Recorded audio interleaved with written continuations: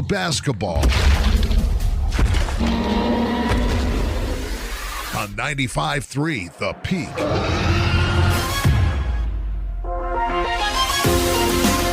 Welcome to the Carbon Dino pregame show on KRPX 95.3 The Peak. Brought to you by Landon's Diesel Service. Leave your truck in the hands of those who know diesel engines. Landon's Diesel Service at 540 South 300 West in Price. And now for tonight's play-by-play, let's join Sonny Buscarini.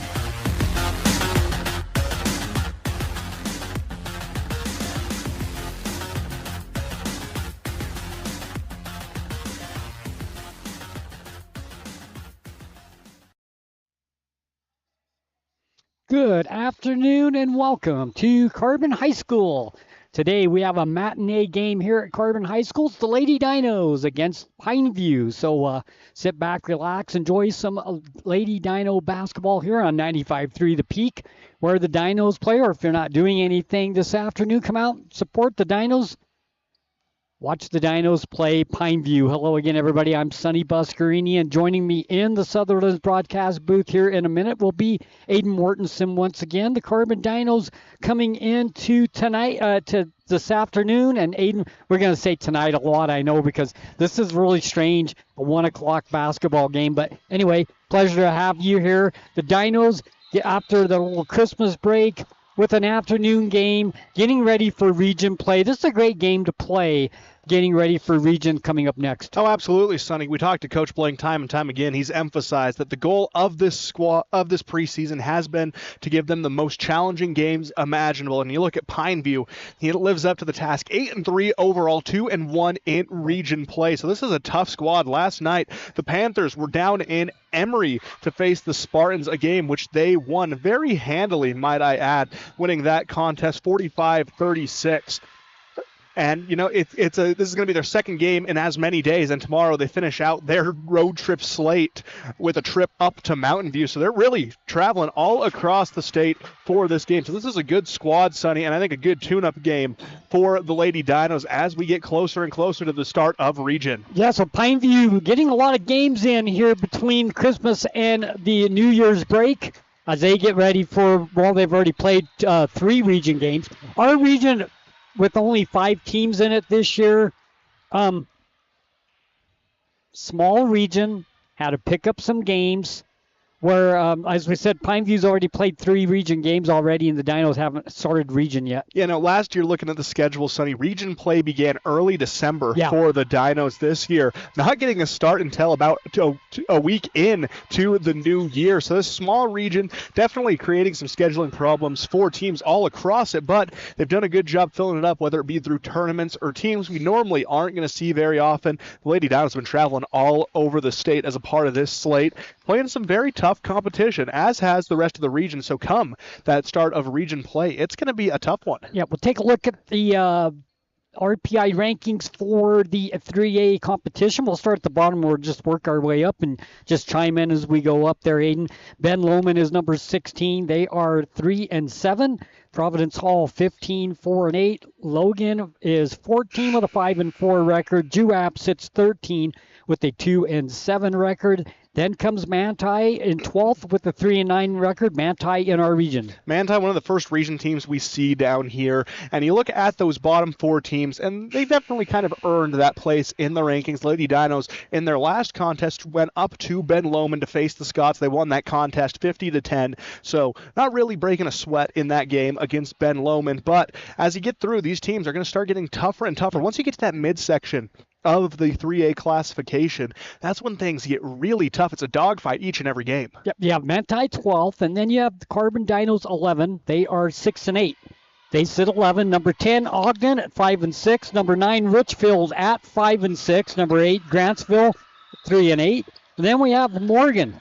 Then we have North Sanpete. They sit number 6, and North Sanpete in our region as well sitting number 6 with a 7-5 record. We always talk about how tough the Dinos and the Spartans seem to have it around the Castle Country. It's a very tough competition, and you look when you get to this top 6 range, 3 teams in our region make up that space out of 3 regions in the 3A classification, so it's a very tough slate. Pineview sits number 5, Layton Christian Academy number 4, and then you have the Emory Spartans, they're in our region as well. They sit number 3 with the 6-5 record. They played Pineview yesterday, as you said, and they fell short to Pineview. Yeah, and Emory is going to be a fun matchup between these two teams because it's a rivalry game.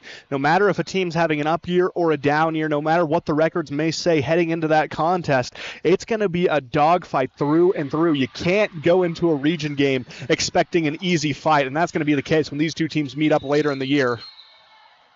So then you have Union sitting number 2. Union 9-3. They are the highest ranked region team for our region, the number 2, and then number 1 is Delta.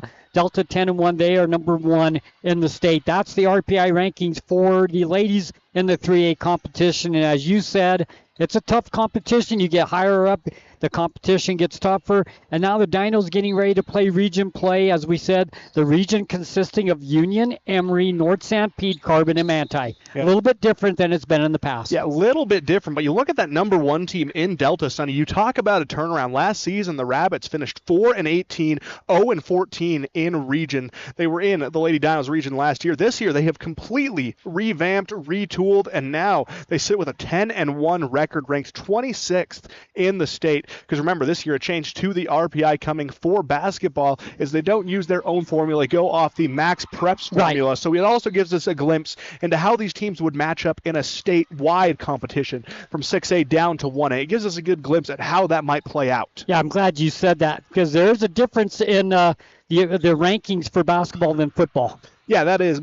Football still using that traditional formula, except for the lower classifications. Then you move into the fall-winter sports, the spring and winter sports, and you're going to see that changed formula in it. And Max Preps has been that go-to destination for high school sports, so that's really a great resource for the UHSAA to be using as a part of this. So if you look at the Panthers, they have a lot of girls that can score the basketball. If you look at their roster, I mean, they have balanced scoring. Their highest scorer is averaging 10.6 points per game, and that would be Augustin. But then when you look at the roster, you have someone averaging 9, you have 3 averaging 6, you have 1 averaging 5. So you have a lot of girls that can put the ball in the basket, and they have a really balanced offense. That they do, Sonny, and that's what makes them so dangerous. Everyone is liable to score. They run a very team-centric offensive sets as well. They do a good job moving the ball around, finding the open shooter, and trusting their teammates. That's what sets them apart in the realm of basketball, is that they are so unselfish, and we've been seeing that same mentality in this JV game, where you get a glimpse of what you're going to be seeing on the varsity level. They run a very similar system. Yep. So you take a look at, as we watch the JV game come to an end. It was a good one. Pineview beating Carbon 43-41. It came right down to the last shot there.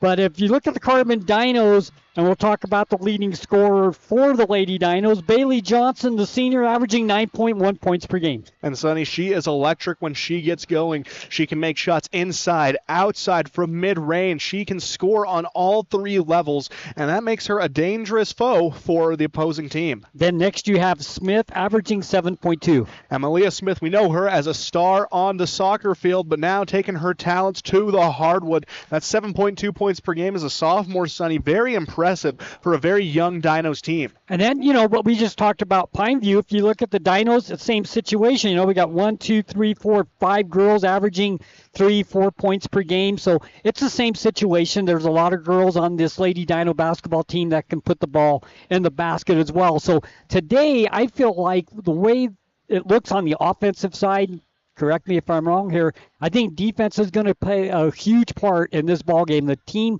that takes better care of the basketball is going to be sitting good. Absolutely, Sonny, and that's something we've seen early on in the season the Dinos struggle with is keeping control of the ball and avoiding those sloppy turnovers. They run a very fast-paced system of offense. They try and set up in the break. They run a relentless full-court press.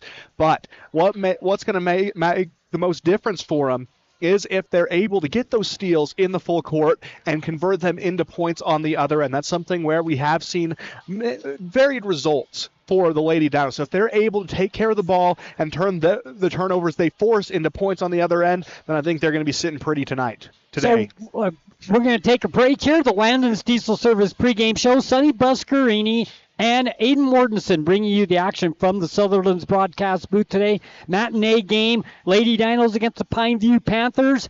Kind of a little bit different here. Come out and enjoy an afternoon game here at Carbon High School. The Panthers in 4A, they're playing good basketball. You're going to see a good game here tonight. Come out. If not, keep it right here on 95.3 The Peak where the Dinos play. Also explain to the listeners how they can watch the game as well. Yeah, if you want to watch this Dinos contest or any other ones or any other Dino athletic event, all you're going to have to do is head on over to YouTube. In the search bar, you'll type in Castle Country Radio Carbon, and it's going to give you access to all Dinos athletic events, whether it dates back to football season or basketball season. We have you all covered. You can watch them live and on demand. We're also streaming this game on the KSL Sports app, so there's so many ways to watch Dinos Athletics powered by Castle Country Radio. And when we come back from the break, we have an interview that Jordan Buscarini did with the head coach of the Carbon Dinos, Coach Blank. We'll play that for you in its entirety. We'll come back, talk a little bit more about this afternoon's game. We'll give you the starting five. It'll be time for the tip-off. You are listening to the Landon's Diesel Service pregame show right here on 95.3 The Peak, where the Dinos play. At Landon's Diesel, they understand the heartbeat of your diesel truck. Whether it's the rig that powers your livelihood or the everyday vehicle that drives your life, the trained technicians at Landon's Diesel are here to keep you rolling. Plus, with 24-hour towing service, support's just a call away, anytime, day or night. Drive into Landon's Diesel for expert care tailored to you and your truck, because when your diesel needs expertise, Landon's Diesel is always here.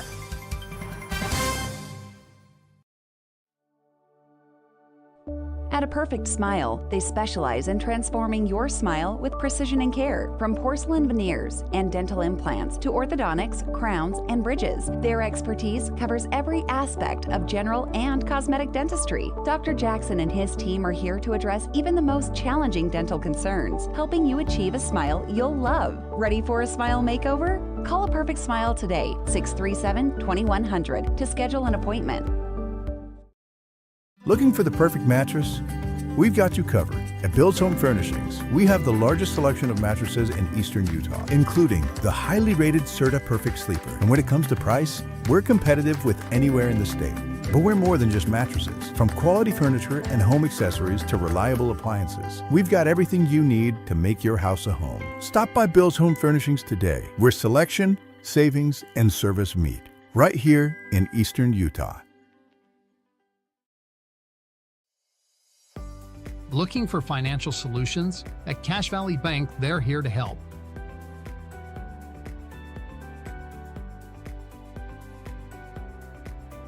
Whether you need commercial loans, mortgages, or expert financial advising, they've got you covered. Visit them today on the corner of First West and Main Street. Cache Valley Bank, your partner in financial success. Equal housing lender, member FDIC. When your comfort is on the line, trust the experts who care. At Air Temp Heating and Cooling, we've been dedicated to keeping Castle Country cozy since 1999. Our certified technicians are ready with 24/7 emergency service and the latest knowledge in heating and cooling technology. As a proud Bryant authorized dealer, we'll do whatever it takes to ensure your home or business stays comfortable year-round. Call Air Temp Heating and Cooling today at 637-4468. At Landon's Diesel, they understand the heartbeat of your diesel truck. Whether it's the rig that powers your livelihood or the everyday vehicle that drives your life, the trained technicians at Landon's Diesel are here to keep you rolling. Plus, with 24-hour towing service, support's just a call away, anytime, day or night. Drive into Landon's Diesel for expert care tailored to you and your truck, because when your diesel needs expertise, Landon's Diesel is always here.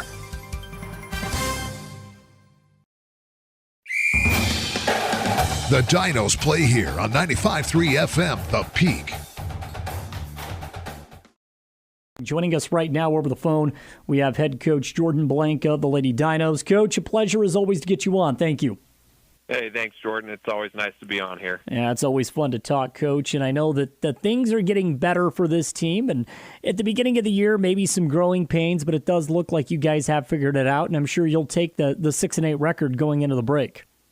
Oh, absolutely. I mean, we're seeing a lot of growth out of our girls right now. They're doing a lot of good things, and they're starting to get some more team chemistry. And so if we can continue to do those little things, we're going to be solid coming into region play. And our region is stacked, and it's a good region, so I'm excited to see where we go with that. I think just looking at the second meeting with Canyon View, Coach, and I know there's a big gap right in between the first and second meeting, but if you go back and you look at where you guys were at there compared to the beginning of the season, where have you seen the most improvement?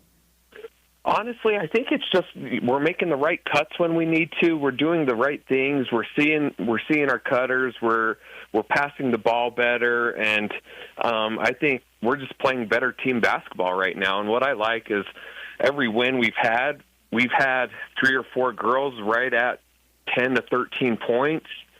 We're spreading the ball out. We're getting more assists, and so the more we figure that out, that we don't need a 20-point score, we just need 3 10-point scores, and we're going to be solid.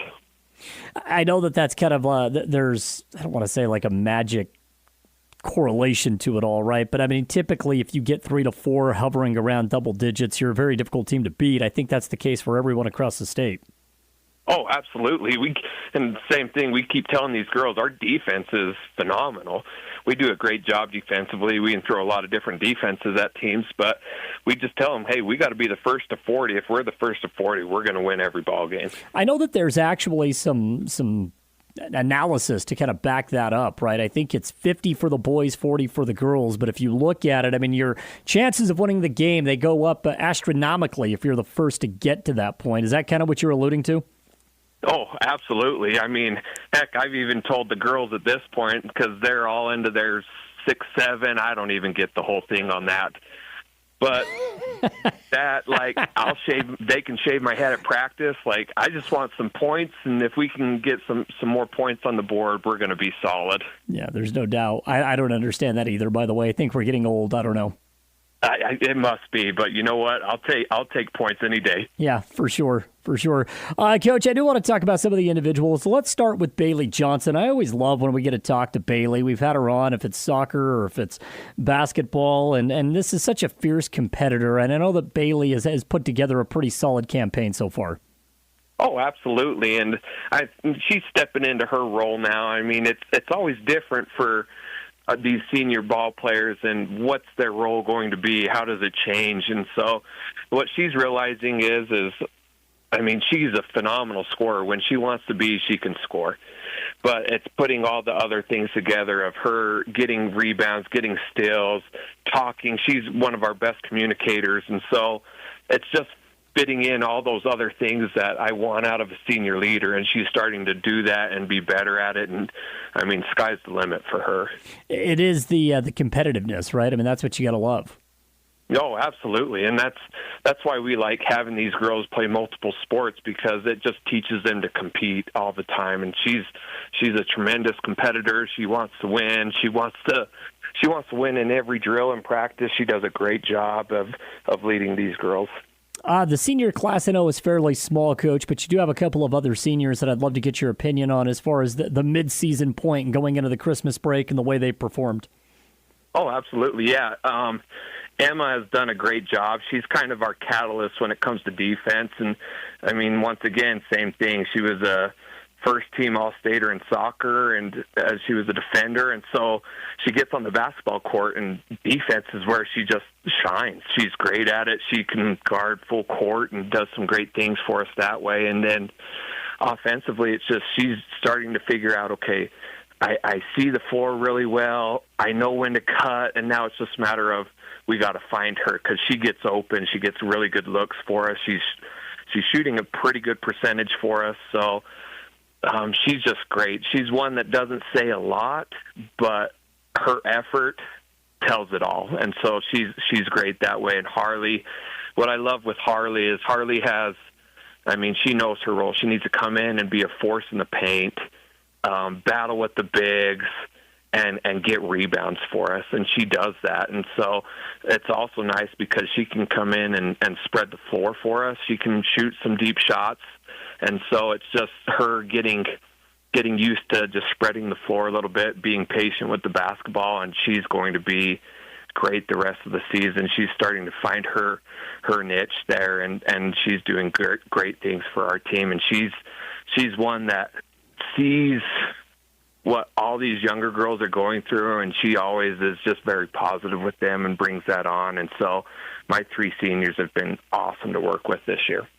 With that being said, I know that there's always kind of a time in the season where you want your underclassmen to no longer look like underclassmen, and how is that process kind of flowing along, Coach? You know, it's what you would expect with underclassmen. It's hit or miss, and that's a good thing. And what we're starting to see now is not as many misses. Like they're realizing, okay, this is what it takes to be at a varsity level. This is what I need to do, and this is my role every single day. And so, I mean, it's hard because you want them and you expect them to be a varsity player, but you know, little things like game management and how do we manage games, how do we manage scenarios on the floor, that the more game time they have, the more they learn. And so our youth and our young girls have been awesome. We play them a ton. They get a lot of sophomore JV minutes also, and so that's just a great time for them. We tell them all the time, this is your time to work on the things that you see in the varsity game and just get prepared for it. And so they play a ton, but I'm excited for the future of Carbon High every single year. Like, we're just going to continue to get better and better. Again, Coach Jordan Blank joining us right now as we talk about the first half of the season. Coach, what do you tell the girls before you send them off into the lengthy Christmas break? Stay in shape. That's our biggest thing is go run, go do something. Like, I get a lot of them want to just have a break for basketball. We've been on the road a lot. We've done a lot of things, but we're a fast team, and so we've got to be able to continue to run. And so with a week off, it's go do something on your own, go get into a church, go shoot, message your teammates, just talk to them and let them know, like, hey, I'm going to do this, and this is where we start to see true leaders on the floor and who wants to work together and who wants to put in time and commit to basketball. What about for you and your coaching staff? Is this a time to kind of get away, maybe recalibrate a little bit, or are you guys still hard at it? You know, it's kind of both. Like, it's nice to be away from the gym for a week and kind of be with our families and just kind of do that. But at the same time, any free time I have, I'm setting up, I'm watching film, how do we adjust this? Because now with our huddle and all the film we have on teams, it's just like we have hours and hours of game film on every team we want. And so it's, okay, I want to show the girls this clip this week. And so it's just kind of time management, saving some time later on during our practices and things like that, and just doing that right now. So that's our biggest focus is how can we best help the girls coming back to practices next week. We did take a look at the rankings a little bit earlier on in the week, Coach, and right now Carbon ranked number 11. I don't know if you really care about those at this particular time or if it's a good gauge point to see where you're at, but I'm curious as to your thoughts because there's definitely some room to move up there. Oh, absolutely, and that's kind of what we talked about as coaches is there's definitely a lot of room to move up, and that's why it's so important for region play still, because region play, as long as you play well and you win, you move up. And so the RPI, it's hard. Like, it's nice. I get it. There's a lot of good things to it, but I mean, it doesn't matter who you really play. If you win, and you move up in the RPI. And so we've had a hard, tough schedule where we've played a lot of bigger classification of teams, and really it's a good gauge point to see where they're at in their classification, but then it just prepares us more for state, and that's all that really matters is that last one. Who do we match up with, and how can we play that team to the best of our ability? Before I let you go, Coach, we'll take a look at the schedule. You guys return to the floor December 30th. That'll be a home game against Pineview, and then you're off for another week against Ben Lomond. And before we know it, we're right there with region play, as you were just talking about a moment ago. 2 more games before we dive into league action. Yeah, and so it's right there. It's exciting, and Pineview, they're going to give us a great look. They've got some really great guards, a really great big, and so just the more we can play and see different teams and what they can do, it'll just help us and make us better for region play, because our region, we've got Emory that's solid. They're tall. They're fast. They can shoot it. We've got St. Pete that's guard heavy, really good guards. Unions that's just scrappy. Manti, they're going to be great. They're a young team. And so the more looks we get with different teams, I think it's just going to give us a better opportunity to go in and win region. Coach, it's always a pleasure to get you on. It's so fun to talk about the girls. Thank you again for the time, and you and the family have a very Merry Christmas. Hey, thank you, and you too. At Landon's Diesel, they understand the heartbeat of your diesel truck. Whether it's the rig that powers your livelihood or the everyday vehicle that drives your life, the trained technicians at Landon's Diesel are here to keep you rolling. Plus, with 24-hour towing service, support's just a call away, anytime, day or night. Drive into Landon's Diesel for expert care tailored to you and your truck, because when your diesel needs expertise, Landon's Diesel is always here.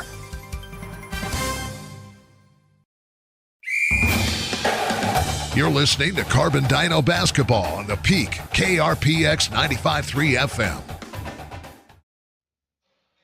Welcome back to Carbon Dino Basketball on 95.3 The Peak, where the Dinos play.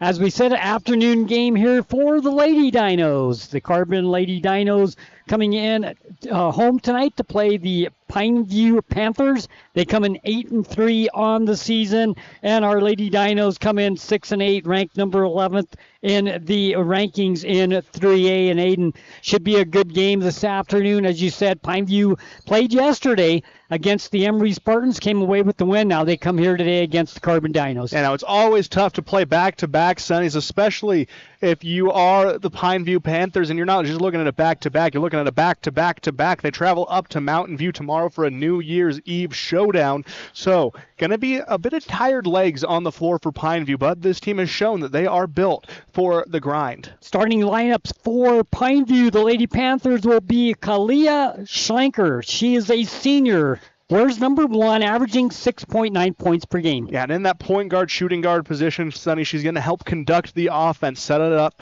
and like we talked about, a very unselfish brand of offense from Pineview. Number 11, the senior Reese Gustin. She averages 10.6 points per game. She's the leading scorer on this Pineview basketball team. Yeah, I expect her to probably play more off ball. She's going to try and get her to her spots while the ball is not in her hands, and they're going to try and find ways to feed her and get her some easy points. Number 15, the senior Hayden Harris, averaging 5.6 points per game. Harris, a good third scoring option for Pineview, and a team that's very balanced in everything it does. Again, as you go through these starting lineups, points per games, you're going to see a lot of balance for Pineview. And number 21, senior Ella Fia. She's averaging 9.7 points per game. And kind of filling in that forward role. She's a big body down low. She's going to be able to lay up and kind of abuse what is a smaller Dinos team with the exception of 1 or 2 players. And number 22, Kennedy Eves. She's a sophomore, averaging 6 points per game. And being a sophomore and starting on this Pineview squad is no easy task, but she has made it her goal. Kennedy Eves, the power forward, stands at 6'2". She's done a great job for Pineview this season. For the Carbon Dinos, starting number 2, the senior, averaging 2.9 points a game, Emma Bowman. And Emma is just a great defensive player, Sonny. She is locked down along the perimeter. And number 12, the freshman, working her way into the starting lineup, averaging 1.9 points per game, Kayla Orth. And Coach Blank has told us before that he knows she's going to be one of those cornerstone players as he progresses in his tenure as head coach. But getting the call up early, always a good sign to see. And number 13, the sophomore Smith, she's averaging 7.2 points per game. Not only can she score, Sonny, but her defensive presence is immaculate. She is a great player, both inside and out on the defensive end. Number 14, the senior, averaging 9.1 points per game, Bailey Johnson. She's the engine that gets this team going, Sonny. She can score from all three levels, and she's a vocal leader on the floor for the Lady Dinos. And number 15, Blythe Bradford, the junior, averaging 3.6 points per game. That's the starting five for the Lady Dinos. We'll take a break. When we come back, it'll be time for basketball. It's the Lady Dinos against the Panthers of Pineview when we come back. At Landon's Diesel, they understand the heartbeat of your diesel truck.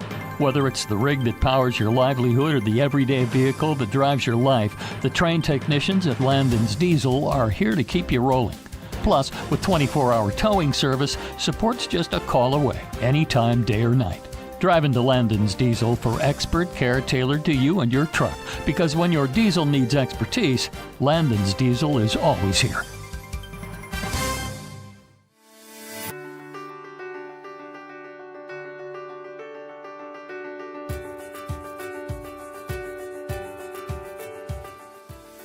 Hi, I'm Dr. Daniel Kelly, owner of Castle Valley Orthodontics. What's keeping you from having a perfect smile? We understand what you want from a local orthodontist, and here at Castle Valley Orthodontics, you'll be treated like family. Call Castle Valley Orthodontics at 637-2222 for a free consultation.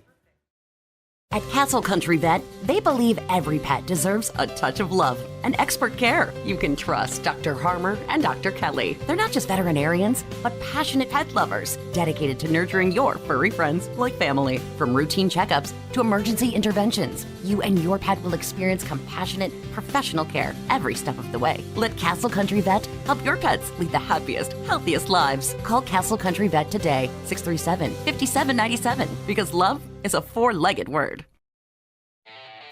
Discover peace of mind with Don's Hometown Insurance, now even closer to home at their new location, 58 West Main Street in Price. Connect directly with friendly agents ready to tailor a package just for you. Imagine bundling your home, auto, and life insurance, simplifying your life while maximizing your savings. Experience personalized service designed to protect what matters most to you. Visit Don's Hometown Insurance today and feel the difference.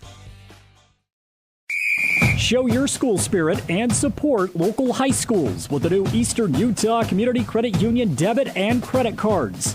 Featuring designs for Carbon, Emory, and Grand High School, these cards let you carry a piece of your school's pride wherever you go. Plus, to make purchasing easier, Eastern Utah Community Credit Union has added the convenience of tap-to-pay and compatibility with major mobile wallets. Pick up your school spirit card today at any of the Eastern Utah Community Credit Union branches. The Dinos play here on 95.3 FM, The Peak. Welcome back. We're ready for the tip-off of this afternoon's game. Carbon and Pineview. Lady Dinos here at Carbon High School this afternoon. The Lady Dinos will go right to left on your radio dial. They wear the white uniforms, blue numbers. Pineview with the black uniforms, silver numbers. We're ready to go. Jumping at center court will be Eves. So be jumping against Bradford for the Lady Dinos. Referees have everybody in place, and we're ready to go. And here's the tip-off, and we're underway. And Pineview gets the tip, and they'll have the ball first. Flanker with the ball on the right side, swings it over, gives it to Harris. Perimeter passing, down low they go, off the glass, shot up and no good by Fia, and the rebound comes down to the Lady Dinos. We come the other way. And good pressure on the interior by the Lady Dinos to keep Fia in check. She tried to muscle her way in there, but the Dinos stayed strong. Drive inside. Whistle and a foul on the ground. Panthers want I thought they were going to call a travel there. Panthers want one, Sonny, and I'd have to agree with them. Yeah. Definitely got away with one early on, but instead the Dinos are going to be rewarded with a trip to the charity stripe early.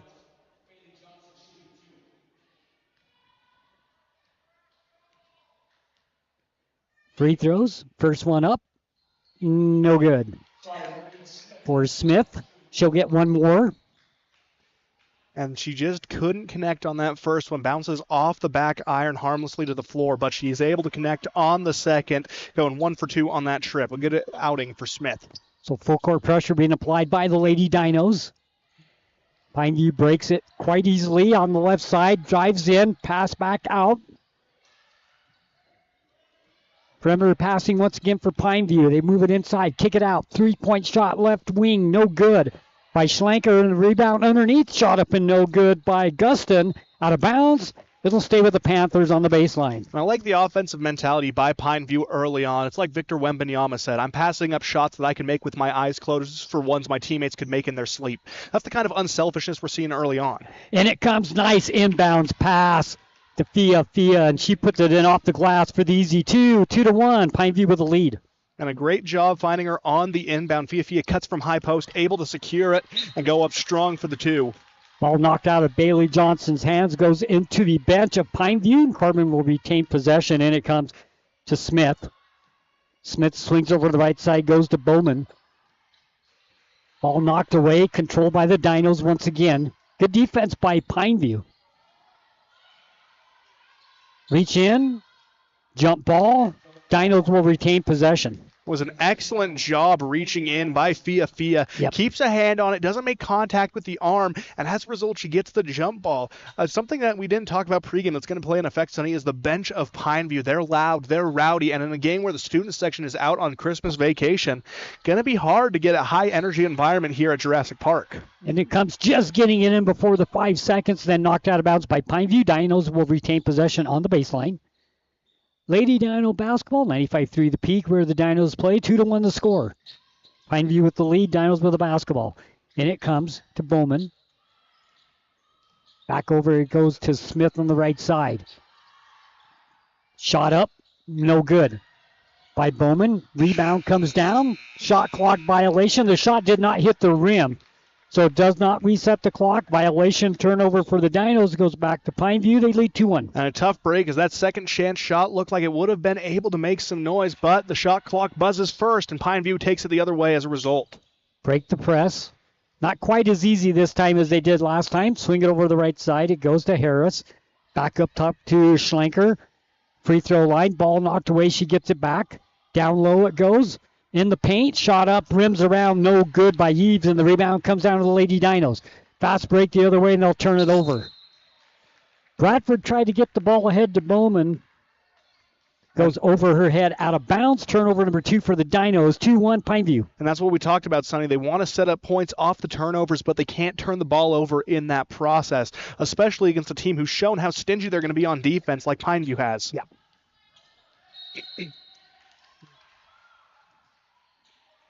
Whistle. 10-second violation on Pineview, so they have their first turnover. So the Lady Dinos bounce back very well after the errant pass, forced the 10-second violation. Now they need to get something going on offense, and who better than Bailey Johnson taking it down the floor to get something going. 2-1.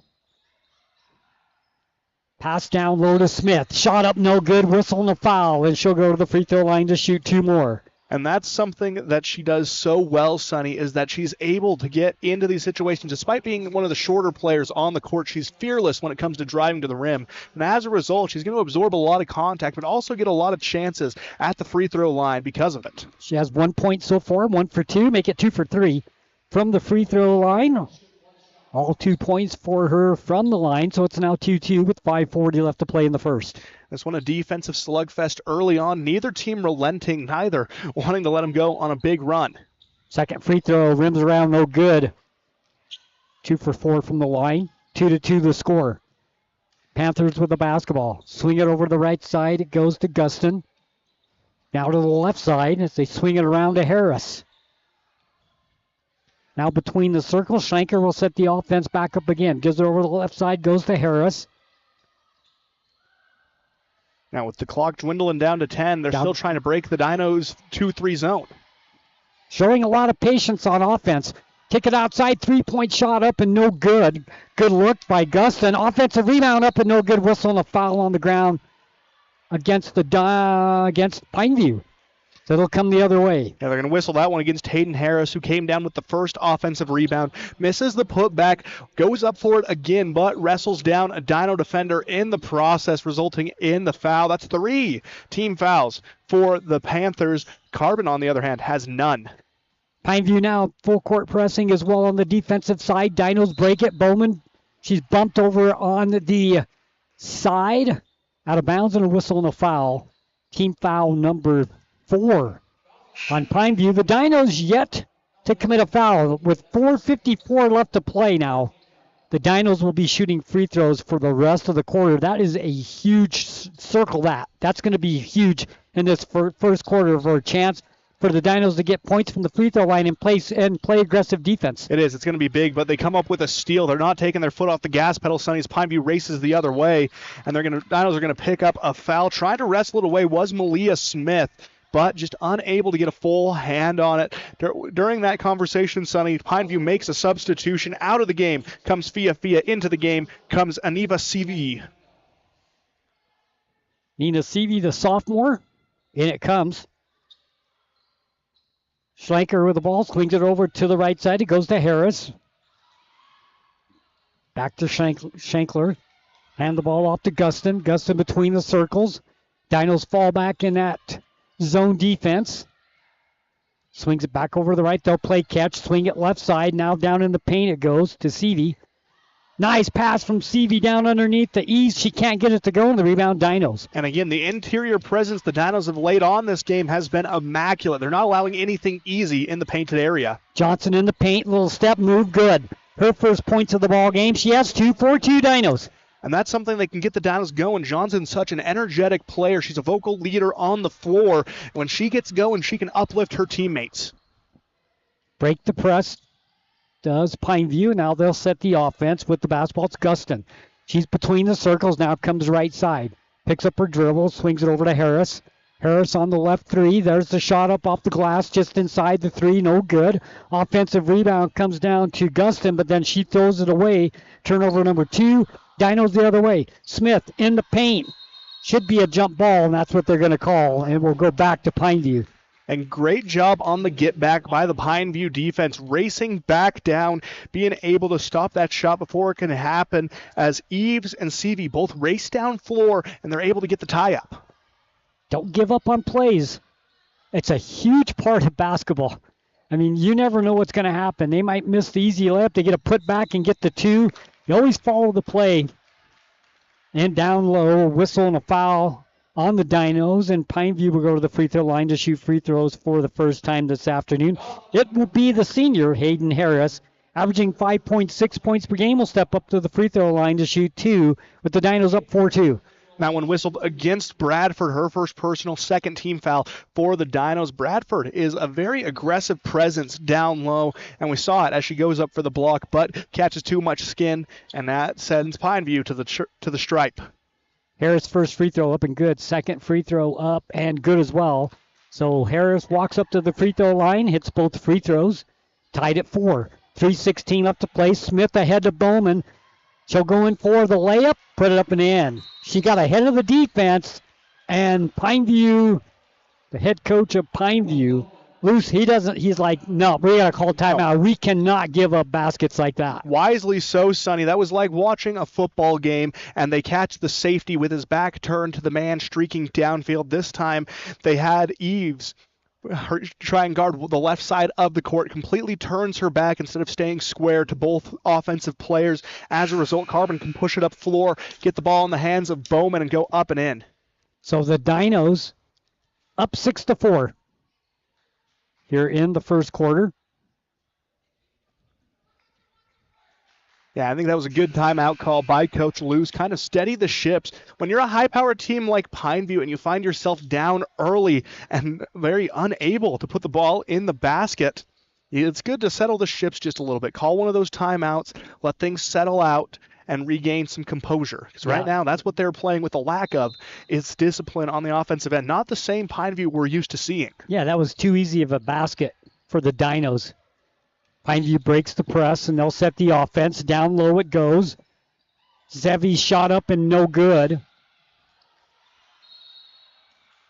And a jump ball, a great job by Johnson diving after it, tying up with Seavey, sends the ball the other way with the Dinos. 6-4 still with 2:56 left to go in the first. Seavey had a good look at the basket, just couldn't get it to go. They'll full court pressure the Dinos. Goes to Smith. Smith tries to break it, dribbles off her foot, goes back and get it. They have to hurry. Wise timeout. Timeout, Carbon. That's a wise call by Coach Blank. That shot clock 2 seconds away from signaling the 10-second violation.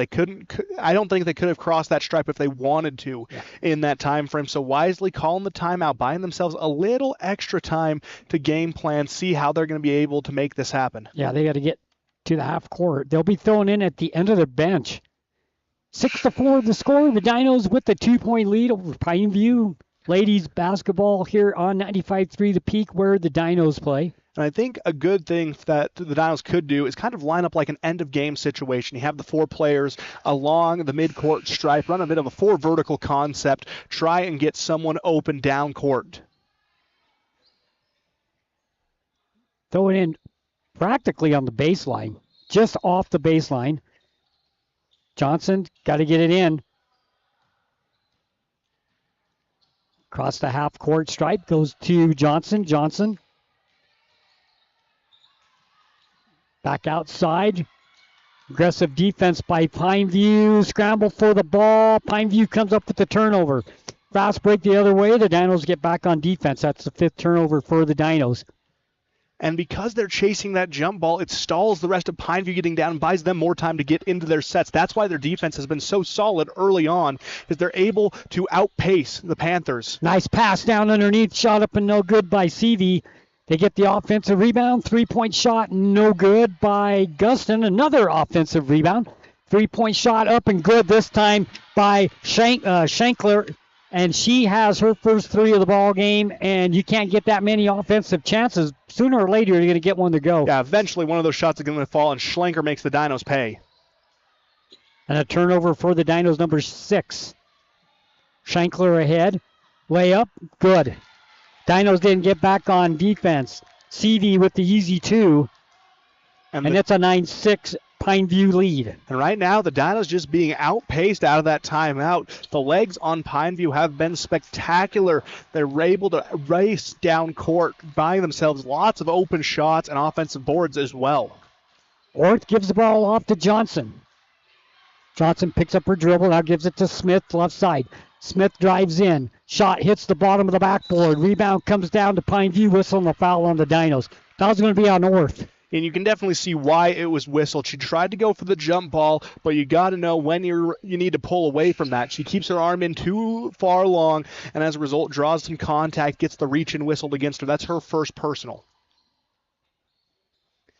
Now, since picking up 4 team fouls in the first 3 minutes, Sunny Pineview has played perfect defense. Only 4. They haven't fouled since. We said circle that stat, but it really didn't affect the game like we thought it would. Nice pass down underneath to Seavey, and she has her second straight basket. She's got 4. It's 11-6. But that 4-0 foul situation really did not affect the game, Aiden. It really didn't, Sonny. And you'd expect more of it. As Falanico was the one who finished on that last shot down court, she gets the ball fed and she goes up strong with the left hand. So they're turning to the bench early to try and get some fresh legs on the floor, and it's worked for them wonderfully as they were down, but since they've gone on a 6-0 run.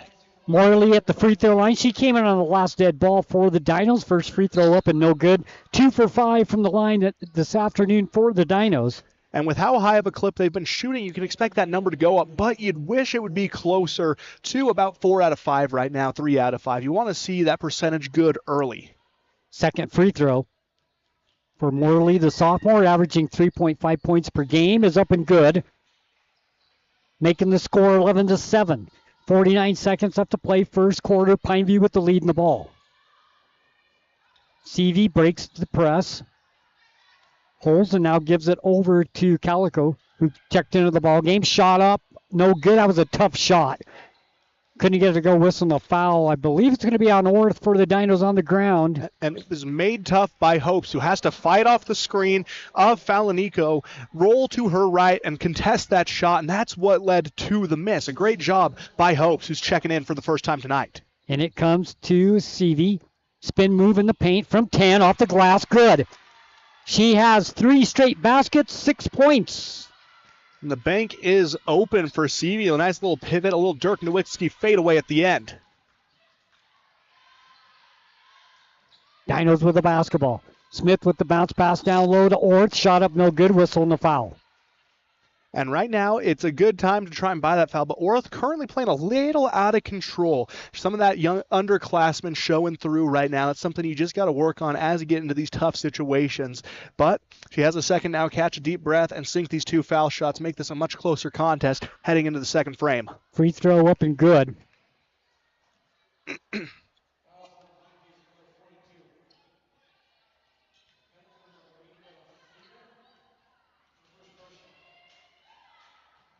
Second free throw up and good as well.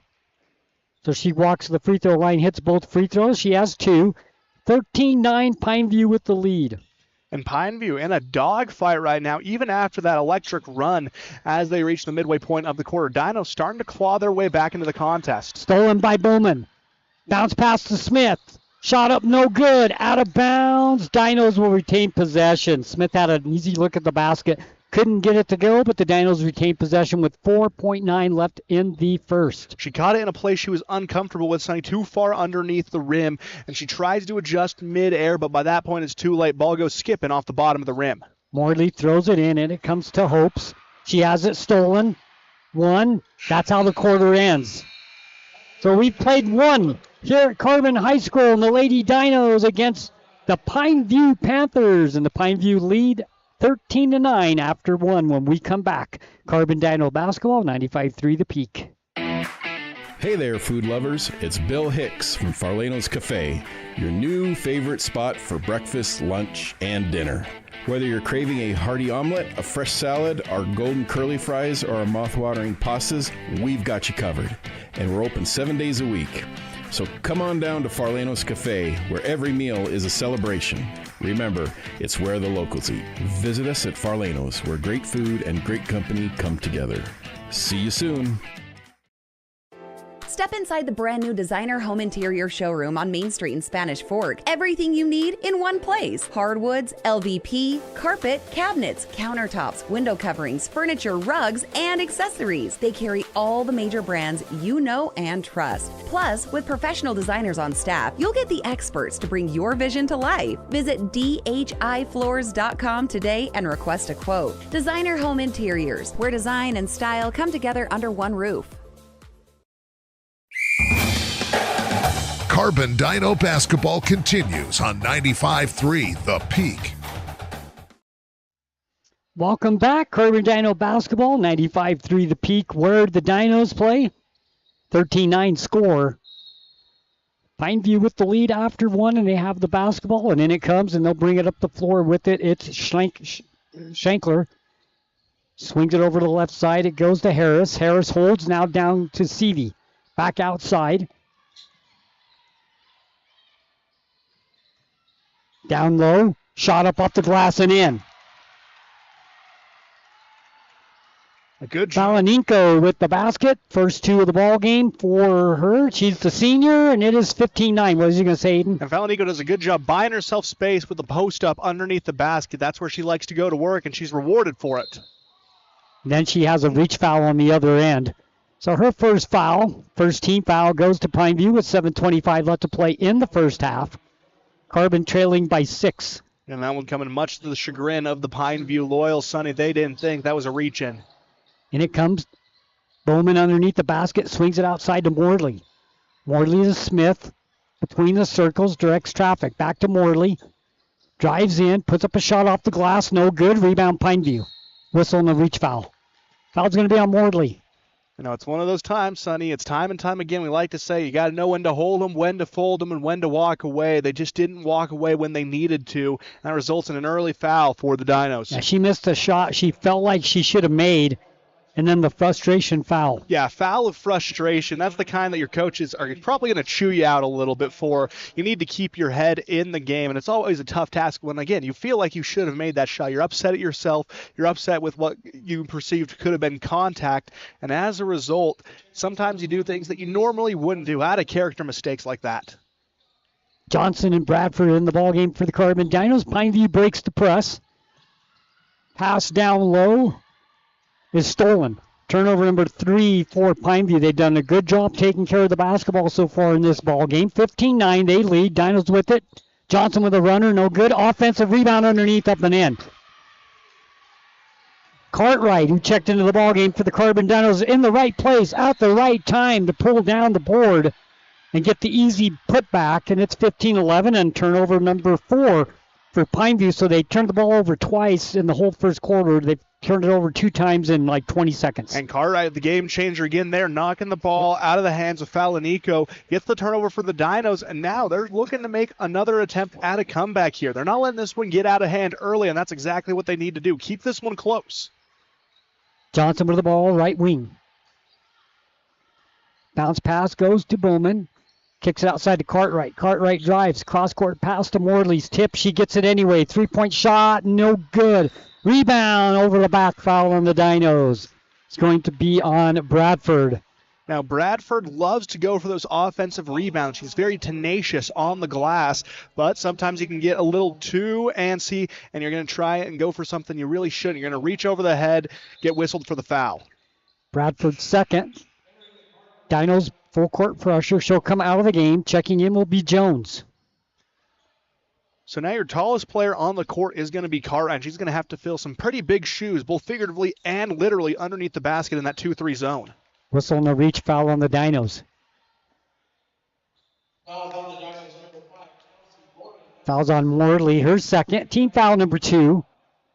That was a foul before they got past half court.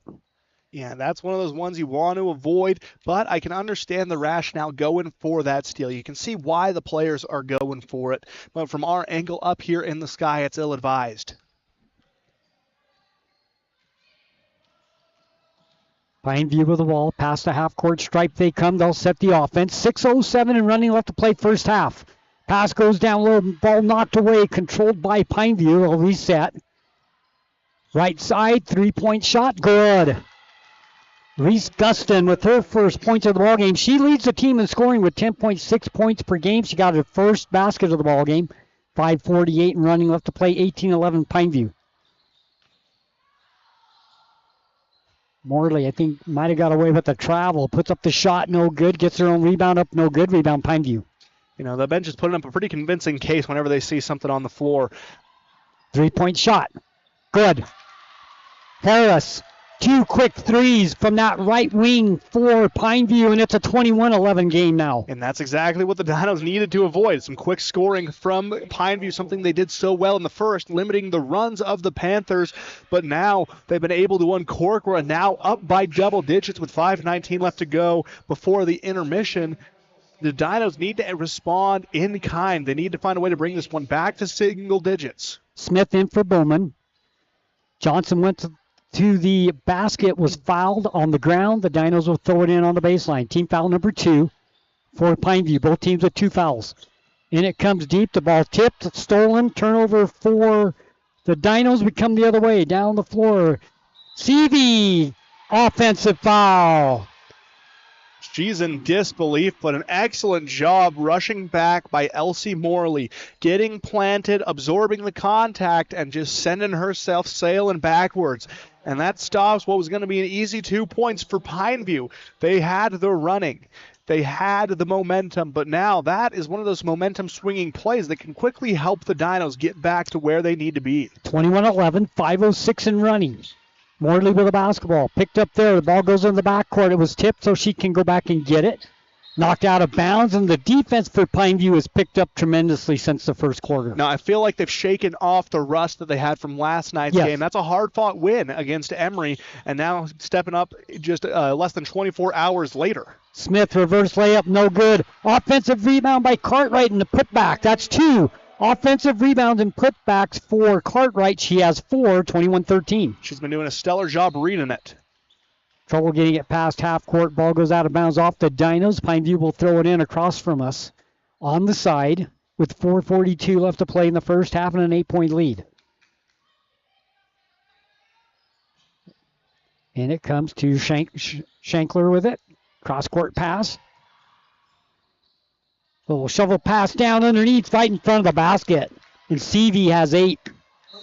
Good unselfish action coming from Pineview as they get the scoop and score underneath. CV doing some damage. She's been a major player off the bench for Pineview, and she's helped build this bag into a double-digit deficit against the Dinos. You know, we said early on, we said in the pregame show that we thought defense and taking care of the ball was going to be something that was going to make the difference in the ball game. And so far, the Dinos with 8 turnovers and Pineview only 4 turnovers with halfway through the second quarter, so they're taking better care of the ball. They've only shot 2 free throws, however, but the bench scoring, CV coming in off the bench with 8 points, probably the difference. That it is, Sonny. She has been a major player, and you got to look at what she's been able to do defensively, too. She plays lockdown along the perimeter. She's able to poke away some steals and set up those fast break that she's then rewarded for on the other end. Johnson, Smith, Morley, Jones, Cartwright. 5 on the floor for the Dinos as they have the ball, and they'll bring up the floor with Smith. Directs traffic past the half-court stripe, picked up there between the circles, swings it right side to Johnson. Johnson to Morley. Morley bounce pass, turnover. Stepping into the passing lane. Pineview with the turnover, back the other way. Pass down underneath, shot up, no good, whistle and a foul. Eves will go to the free throw line to shoot 2.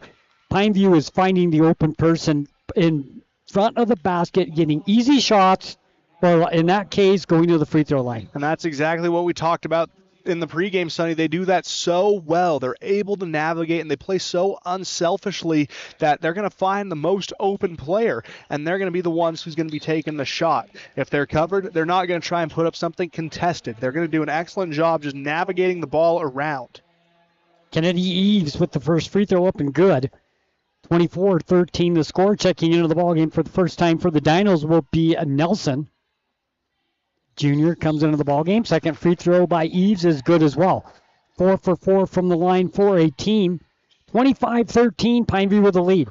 Bowman with the ball. Takes it down. Gives it to Jones. Jones, little spin move in the paint. Shot won't go. Rebound Pineview. We come the other way. Fast break. Dinos get back good on defense. Knocked out of bounds. And a foul on the Dinos. Going to be on Nelson.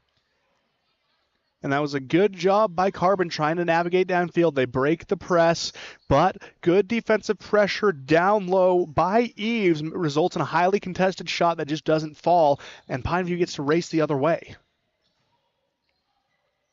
Shot blocked by Cartwright. She's played good since she's come into the ballgame. Smith, fast break, has it knocked away in another turnover. For the Dinos, come back the other way. 2-on-3. Shot up and no good by Shankler. And underneath the rebound, up and good by Gustin. And a timeout, Carbon, with 3:36 left to play in the first half, and Pineview has extended that lead to 27-13. Yeah, they've started unleashing, Sonny. They've really recovered from yesterday now. They're back into their rhythm, and it's showing. They're near unstoppable on both ends of the floor. It's hard to guard a team who's always going to make the extra pass, especially when you're running that zone defense. If you're the Dinos, maybe you're going to want to break off into more of a man-to-man look, because that way you're going to be able to limit the amount of passes they're going to be able to make along the perimeter, cut off those passing lanes, make it harder on Pineview to keep things going. 6 players have scored for Pineview here in the first half. They lead 27-13. At the end of one, they led 13-9. So the Dinos only 4 points here so far in the second quarter, Aiden. They have just not been the same team we saw in the first. Maybe that's the winter break catching up to them. They played a very fast-paced, high-energy first frame, but sometimes that extended winter break can catch up to you. You're limited in how much practice you can do. 27-13. Be back on again Friday night. That we will. Carbon against San Juan. The Broncos coming to town for a bit of a marquee matchup. Matinee, 5 p.m. is going to be the start time on that one. We'll go live at 4:30 with the Landon's Diesel Service pregame show. The Dinos going to be fresh off the Steve Hodson Classic where they're playing 3 games in 3 days. In it comes for the Lady Dinos. Past the half-court stripe comes Jones. Jones has the ball knocked away out of bounds. Dinos will retain possession with 3:32 left to play in the first half, down 14. Bowman will throw the ball in.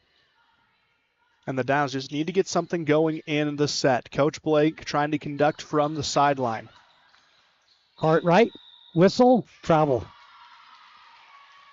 Turnover number 11 for the Dinos. That's one Pineview's been looking for a while. They've been calling for it. They've won it, and this time they're rewarded with it as they look to increase their 14-point lead heading into the second half. Past the half-court stripe, ball gets knocked out of bounds by Jones.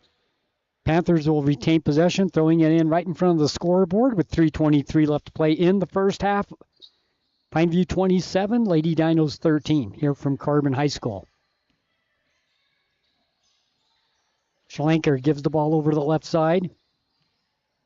Now it goes to Guston. Perimeter passing.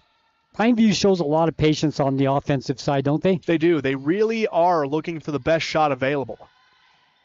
Spin move in the paint. Shot up, no good. Offensive rebound, good. Guston missed.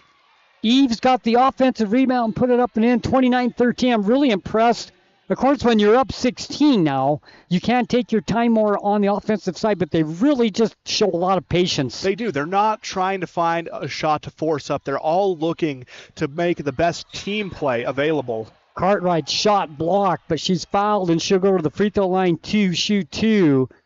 And Natalie, since she has been in the ball game, has played really well for the Lady Dinos. That she has. She's been the steering wheel that has steadied the ship for Carbon. She's up to 4 points with a chance to make it 6 here at the line, coming off the bench.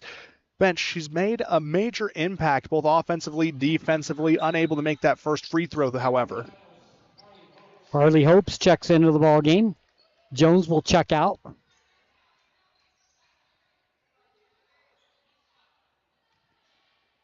Palanico checking into the ball game for Pineview. Second free throw up, and it's no good as well.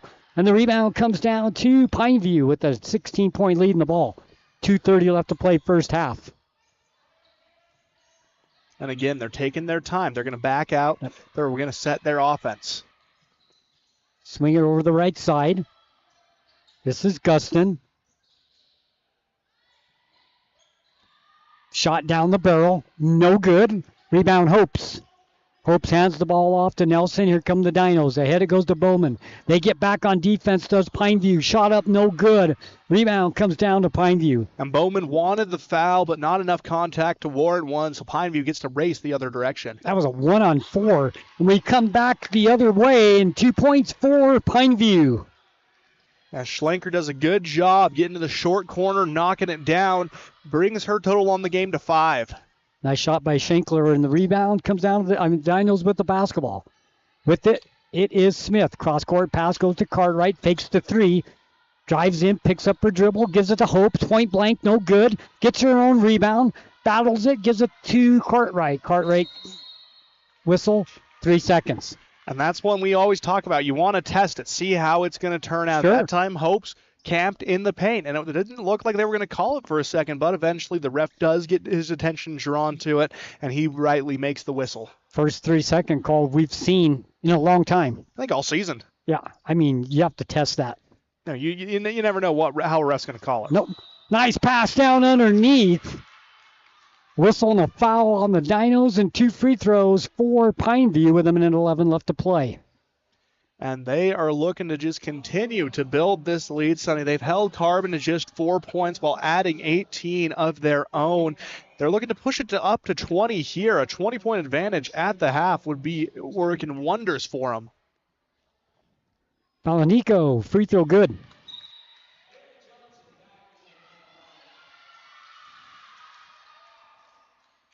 One more free throw to come. Mia Hall into the game for Pineview as well. To the bench heads Aniva Seavey.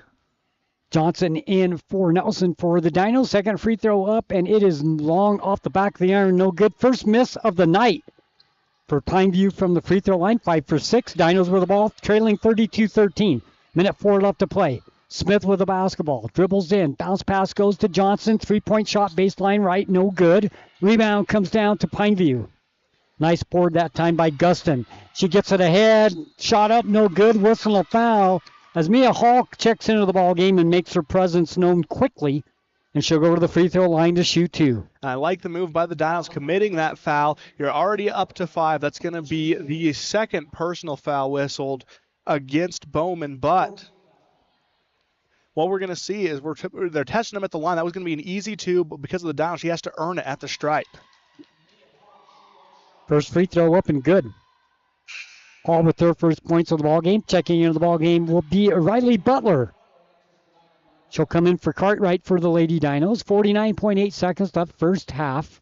33-13 Pineview. Second free throw.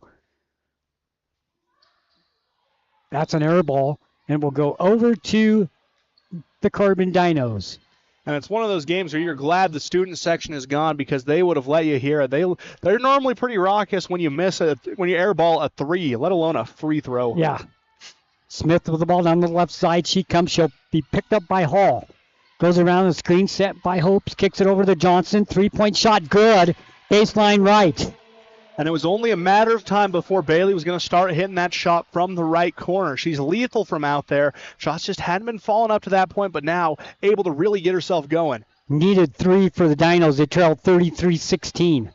Hall with the ball, swings it over the right side. Cross-court pass for Pineview.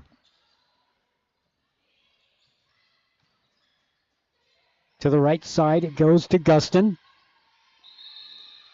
Gustin kind of puts the ball up in the air, and Smith gets the jump ball, and the Dinos will have it. A last-second chance, Sonny. 6.7 seconds left. The kids love that sequence of numbers lately, but the Dinos can take advantage here. 4 seconds, 3 seconds. Smith got to shoot the ball. They won't get a shot off. A turnover for the Dinos, and you don't like the body language right now for the Lady Dinos. No, you really don't. They're looking pretty dejected on the floor. Not much energy coming as they head into the intermission, something that hopefully they're going to be able to get pumped up for going into the second half, because right now, if that body language continues, it feels like Pineview has already won. Yep, we are going to the half here at 95-3 The Peak, where the Dinos play. Pineview 33, Lady Dinos 16. When we come back, Castle Valley Orthodontics halftime show. Don't go anywhere.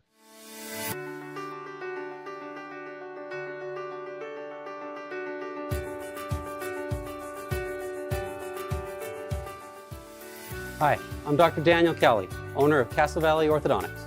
What's keeping you from having a perfect smile? We understand what you want from a local orthodontist. And here at Castle Valley Orthodontics, you'll be treated like family. Call Castle Valley Orthodontics at 637-2222 for a free consultation. I was hoping to talk to someone about updating my insurance policy.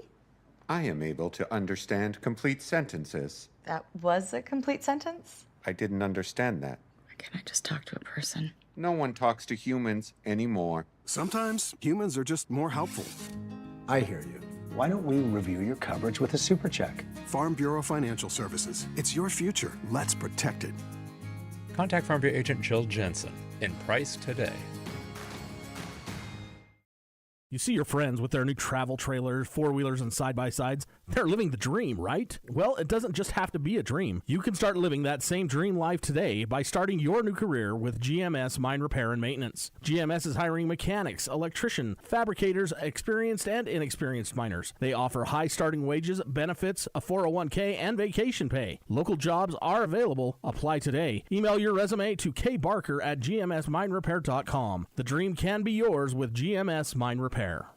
We're we're not going out on a limb when we say... I want to go to Juniper. Juniper Kitchen. Fantastic food, fun atmosphere. Known for their made-from-scratch pizzas, Juniper has the very best pastas, burgers, salads, wraps, hoagies, paninis, appetizers, loaded sodas, desserts, vegan and vegetarian options. Dine in for lunch or dinner, Tuesday through Friday, 11 till 8. Saturdays, noon till 8. Order online at juniperkitchenutah.com with DoorDash delivery. Stop beating around the bush for a great meal. I want to go to Juniper. Juniper Kitchen and Price.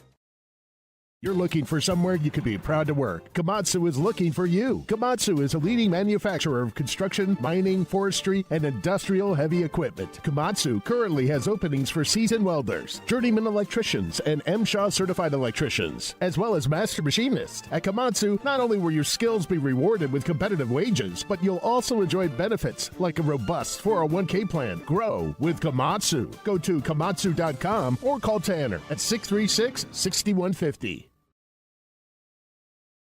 The more things change, the more they stay the same. Yes, Mr. Automotive has a new building in Huntington. But that just means the services they offer just got better. Detailing and mechanic work are being added to the already great service Mr. Automotive had already offered. And all deals are still done with the owner at the lowest prices possible. New building, same best prices, and more auto services. Go to MrAutomotiveSales.com or stop by the dealership, 21 South Main, Huntington. Mr. Automotive, the best for less.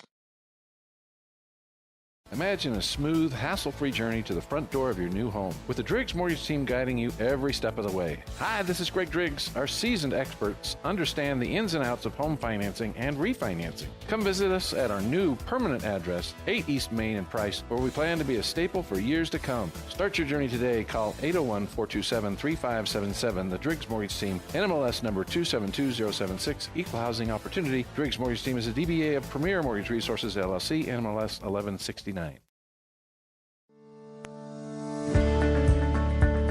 At Oliver Law, we specialize in criminal defense and DUI.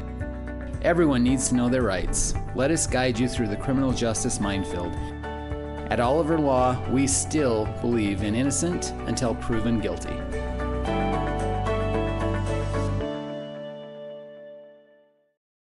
In the heart of Carbon and Emery counties, Quick Realty is here to help you make the right move. Experience the future of home buying with our Matterport 3D tours, giving you an immersive look at your potential home from anywhere. Meet our dedicated team of local professionals, just real people who care, walking you through every step of the way. As a Zillow Premier and Realtor.com specialist, Quick Realty is your trusted expert, handling everything from residential, commercial, and mountain properties to property management. Your dream home is just a call away. Let Quick Realty help you find it.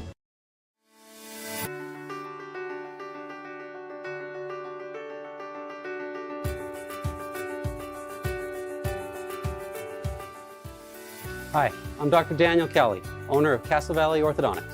What's keeping you from having a perfect smile? We understand what you want from a local orthodontist. And here at Castle Valley Orthodontics, you'll be treated like family.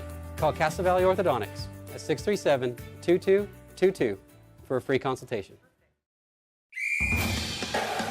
Welcome to the Carbon Dinos Halftime Report, brought to you by Castle Valley Orthodontics. Call 637-2222 and schedule your free consultation for a smile that will last a lifetime.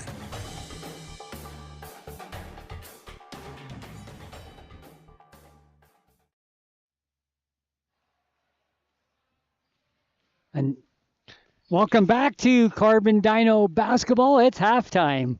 Here is the Castle Valley Orthodontics halftime show, and as we look at some score, are we going to look at scores, or are we going to go through and let's go through scoring first? Go scores. Last night, the Carbon boys fell short to Dixie 82-51. And that's a tough team, Sonny. Dixie is always one of the premier teams in 4A. Lots of collegiate prospects on those squads always. So a tough team to face, but again, that's what they're going for this preseason, is they want to make the toughest schedule possible, get them ready for what's going to be a gauntlet of a region. They play Stansbury, and it's actually going on right now. We'll try to get you a score on that game if we possibly can. That's the Carbon boys as it fell short last night, playing right now against Stanbury. And here it's the Lady Dinos trailing Pineview 33-16. Take a look at scoring. First, Seavey leads the way for Pineview. She has 8 points. She came in off the bench. She's averaging 3.8 points per game. She doesn't look like someone that's averaging 3 points per game to me here the way she's played in the first half. No, she has looked calm and composed, Sonny. She has been spectacular off the bench. A real reason why Pineview has the lead they do heading into this second half. She has been electric. Schlenker has 5 points in the ball game. Gustin with 5 and Harris with 5. Then comes Eve with 4, Balanenko with 3, and Fia with 2 for the Pineview Panthers. Yeah, very balanced scoring effort. That's something we talked about pregame and we talked about during the first half. Pineview is very patient on offense. They work the ball around, they wait to find the open shooter, and they're not going to try and force anything up. They're really looking for the best shot imaginable, and they're really content to let that play clock wind down, especially now that they hold the lead they do heading into the third quarter. Well, the thing about this lead for Pineview is their second leading scorer, averaging 9.7 points per game, Fia only has 2 points in the ball game, and Gustin, who's averaging 10, only has 5. So the two leading scorers for Pineview with a total of 7 points, yet they still lead by 17. And it feels like it's one of those things that both the boys and the girls team they come in with a great defensive game plan for those leading scorers. They know how to lock them down, but it's those other players who they don't necessarily plan their game around that are going to do a bulk of the damage. So 6 for 8 from the free throw line, 4 turnovers for Pineview. We talked about in the pregame show the team that took care of the ball, but with no turnovers, shot well from the free throw line, and played better defense would probably win this game. And so far, Pineview with only 4 turnovers in the first half. They're taking really good care of the basketball, shooting 6 for 8 from the free throw line, and they're playing good defense. So all 3 of those things that we said at the pregame, they are doing. And that's why they're up 33-16. Yeah, and once it felt like Pineview was able to establish their rhythm, that's when it felt like this game changed for the worse for the Dinos. They're able to knock off the rust of last night, and now they're back into their full force. And it showed in that second quarter. Great defensive effort all around. Scoring for the Carbon Dinos. We'll go down the line. You just chime in whenever you want here, Aiden. We got Bailey Johnson leading the way with 5 points in the first half, averaging 9 per game. Then we have Cartwright coming off the bench with 4. She played really well. That she did, Sonny. She's been a monster on the offensive glass. She's also been a key component of the Dinos' defense, shifting into almost every position in that zone and in that press. Smith, Orth, and Bowman all with 2. Morley with 1. Dinos shooting 4 for 10 from the free throw line. That's something that's got to get better for the Dinos, and they also have 13 turnovers in the first half. That's also something that has to get better for the Lady Dinos here in the second half. They want to come back and make a run at this Pineview team. You know, you need to take care of the ball, and you need to make those easy opportunities, because you and I talk about it all the time. If you go to the line and you go 0 of 2, that's a wasted possession. That's essentially a turnover if you're unable to get the offensive rebound. They were able to get out of that possession without any damage done to them. So if the Dinos can start making them pay from the line, which is an area they've been able to get to with some efficiency, you're going to need to see them start making those shots. So we have Bowman, Ort, Smith, Johnson, and Bradford to start the second half for the Lady Dinos. Same starters for Pineview as well that started the ball game, and we are ready for third quarter action. Pineview up 33-16. Here we go. Pineview will get the ball first. They now go right to left. Dinos left to right on your radio dial. We are underway. Harris bounce pass down underneath.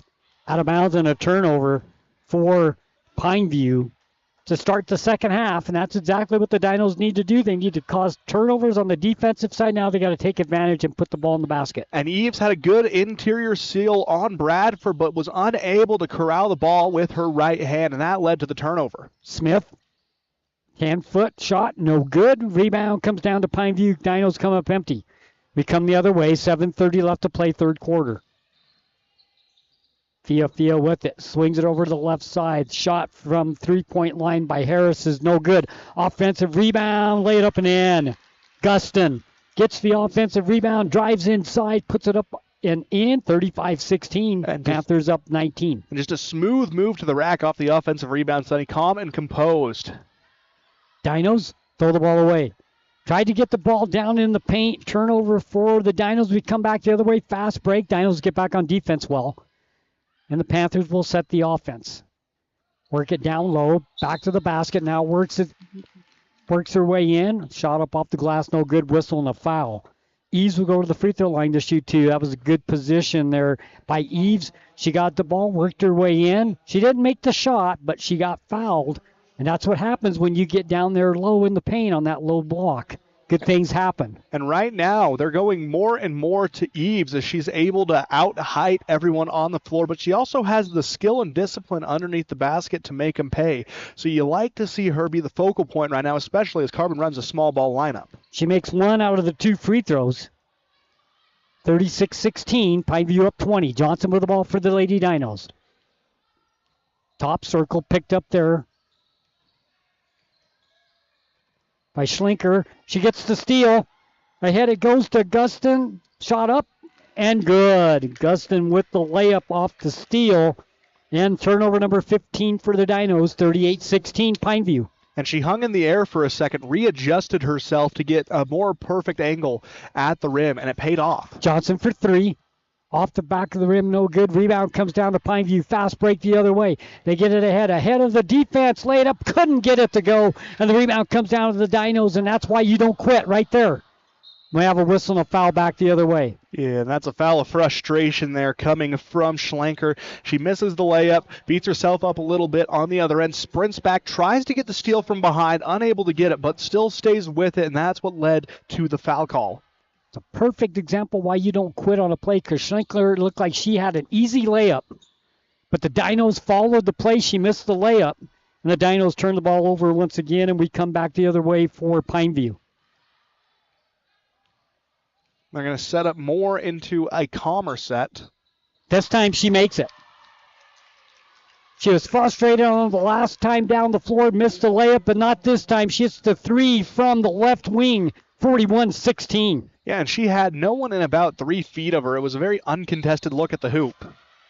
Shot up and in, count, and a foul by Orth. A chance now for 3 points the old-fashioned way coming for Taylor, the freshman. After scoring 2 points in that first half, was held scoreless in the second quarter, but now has an opportunity to keep pushing the pace. Schlenker was the one that had the 3 down on the other end. I don't think we ever said her name. Free throw up and no good. And the rebound comes down to Pineview with the basketball. They'll set the offense. She'll take another one. This time it won't go. Rebound over the back. That's a good call.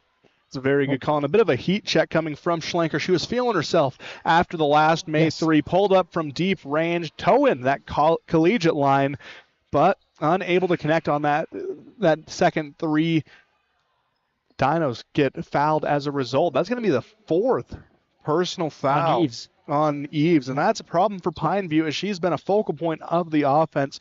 Her play in the post has been nothing short of incredible. Well, she'll come out of the ball game with 5:12 left to play. 3 fouls on Pineview, only 1 on the Dinos. 41-18 score. The Panthers with the lead over the Lady Dinos. Bounce pass goes to Bowman. Baseline shot won't go. Offensive rebound by Worth. She'll bring it back out. Whistle and a reach foul. Team foul number 4 on Pineview, so the Dinos will shoot free throws for the rest of the quarter. Yeah, less of a reach by Falanico and more of a slap, as if a director starting a scene. Bowman with the ball. Back to the basket. Swings it outside to Johnson. She'll take the deep 3. Short. Rebound comes down to Pineview. Harris with the rebound. Harris gives it to Gustin. Gustin picked up by Bowman. She loses it, gets it back at the top circle. Now swings it back over to the left side. It goes to Harris. Harris to Fia. They'll reset the offense like we said. They do so well at doing that. 10 on the shot clock. No panic. Taking their time. It's down to 7. Down low it goes. 4 on the shot clock. Shot up and in. They worked the ball around perfectly. They got the ball down in the paint. I'm really impressed how they do that. 43-18. Falanenko with the basket. She has 5. Yeah, did an excellent job, and she got the ball in her hands, and she was ready to go to work in the post, spinning to her left and putting up the quick shot. 3-point shot by Worth. Hits the glass, no rim. Rebound comes down to Pineview. 3:52 left to play, third quarter. And right now, what's plaguing Carbon is a lack of height. Falanico has her way down in the paint. She's able to body her way down low just because she has a bigger frame. It's something that the Dinos need to find an adjustment. It looks like they're doing just that. Hope's looking to come in off the bench. Shot clock once again down to 10. They work it around. 3-point shot won't go by Fia, and the rebound comes down to the Dinos. With the rebound is Bradford. Bradford to Johnson. She'll bring it up the floor, gives it to Smith left side. Smith to Orth on the baseline left. She'll hold. Cross-court pass goes to Johnson. 3-point shot from the wing right, good. That was a nice pass to get that ball to an open Johnson on the right wing from the left side. The three goes, 43-21. And they just rain it down. A great shot by Johnson. 3-point shot. The other way, good. Guston has 12. We said she only had 5 at half. Well, she has 7 here in the third quarter. She's up to 12 now. And Guston looks at Johnson's three and says, anything you can do, I can do better. Responds in kind on the opposite end. Cartwright to Orth. On the baseline, a little reverse shot up and good. It's like a reverse hook. It's something you don't really see, but it was nice. Orth clears some space with the pivot, goes up with the reverse hook. Drive inside, shot up and no good, this time by Harris. Bowman comes up with it for the Lady Dinos. Ahead to Johnson. Johnson right side, gives it to Smith, baseline right. Smith drives inside. Pass down to Orth, shot up and good again. And a good series of events coming as they're able to find Orth with the reverse lay-in. All the way, lay it up and in. Harris has 7. And just like that, that game's starting to get back within reach. They're slowly clawing their way back in after what was a very low-scoring third. The Dinos have finally found their stride yet again. So it's 1:58 left to play in the third quarter. 48-25, Pineview with the lead when we come back. Having a great local pharmacy that you can rely on is important. At Price Family Pharmacy, transferring your prescriptions is simple and hassle-free. Just call us at 637-3737 and we'll take care of the rest. Need your medication delivered right to your door? We offer free delivery to make your life even easier. Managing multiple medications? Ask about our convenient med packing services to keep you organized and on track. Visit Price Family Pharmacy and experience a team that genuinely cares. Feel better about your pharmacy. Choose Price Family Pharmacy today. Transform your space with Spectrum Paint featuring PPG paint, the ideal choice for any home project. Imagine a kaleidoscope of colors at your fingertips, from soothing pastels to vibrant primaries.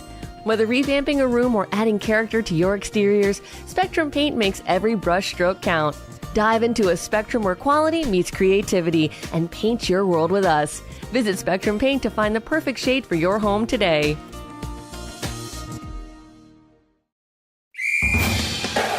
The Dinos play here on 95.3 FM, The Peak. Welcome back, Dinos basketball. We come back to a very, very quiet Carbon Gymnasium. I mean, you could have heard a pin drop during that timeout. Now, anytime I can hear you without the headphones on, it's a little worrisome. But that's just what the Christmas break effect does. Because normally the boys' teams and the girls' team do an excellent job in supporting each other. But right now with the boys down in Cedar City, it's quiet. It's like church in here. It is. With the basketball, Bowman. Bowman passed down low to Hopes. Ball knocked out of bounds. And a little Dinos ball. Little Tuesday morning mass here at the Church of Carbon. Pretty quiet place here in the third quarter. Smith with a basketball. Picks up her dribble, gives it to Orth. Swings over to Cartwright, checked in on that timeout. Put it up and in, foul. Count it. Cartwright has 6, and she's been a really big bright point for the Lady Dinos today. Coming in off the bench, she has 6, chance to make it 7. And it feels like every time she's able to come off the bench, she makes a big play almost immediately, brings the energy back up for the Lady Dinos. That's something that it's always good to have a player who can do that like Cartwright does. Free throw won't go. The rebound comes down to Pineview. We come the other way. 48-27, they lead and have the ball. Lady Dino basketball, 95-3 The Peak, where the Dinos play. Matinee game here at Carbon High School. Panthers with it. Down low it goes. Kick it back outside. Harris for 3. This time no good. Rebound underneath, controlled by Pineview on the offensive board, and they get another chance.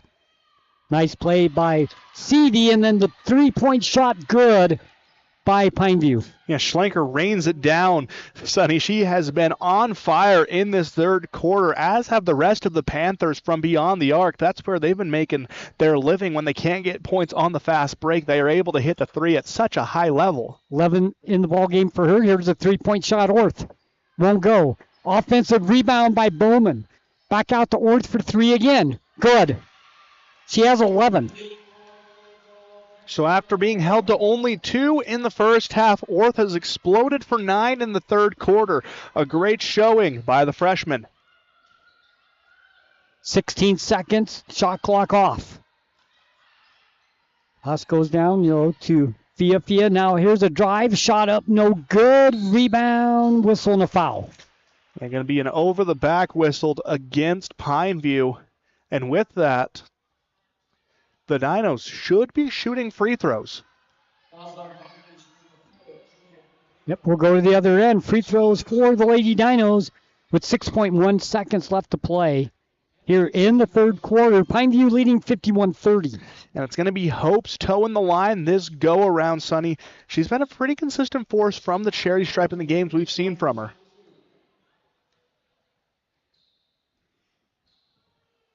Free throw. Good. So Hopes with the free throw. One more to come.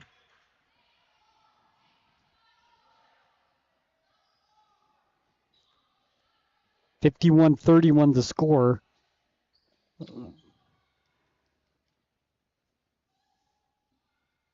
Second free throw.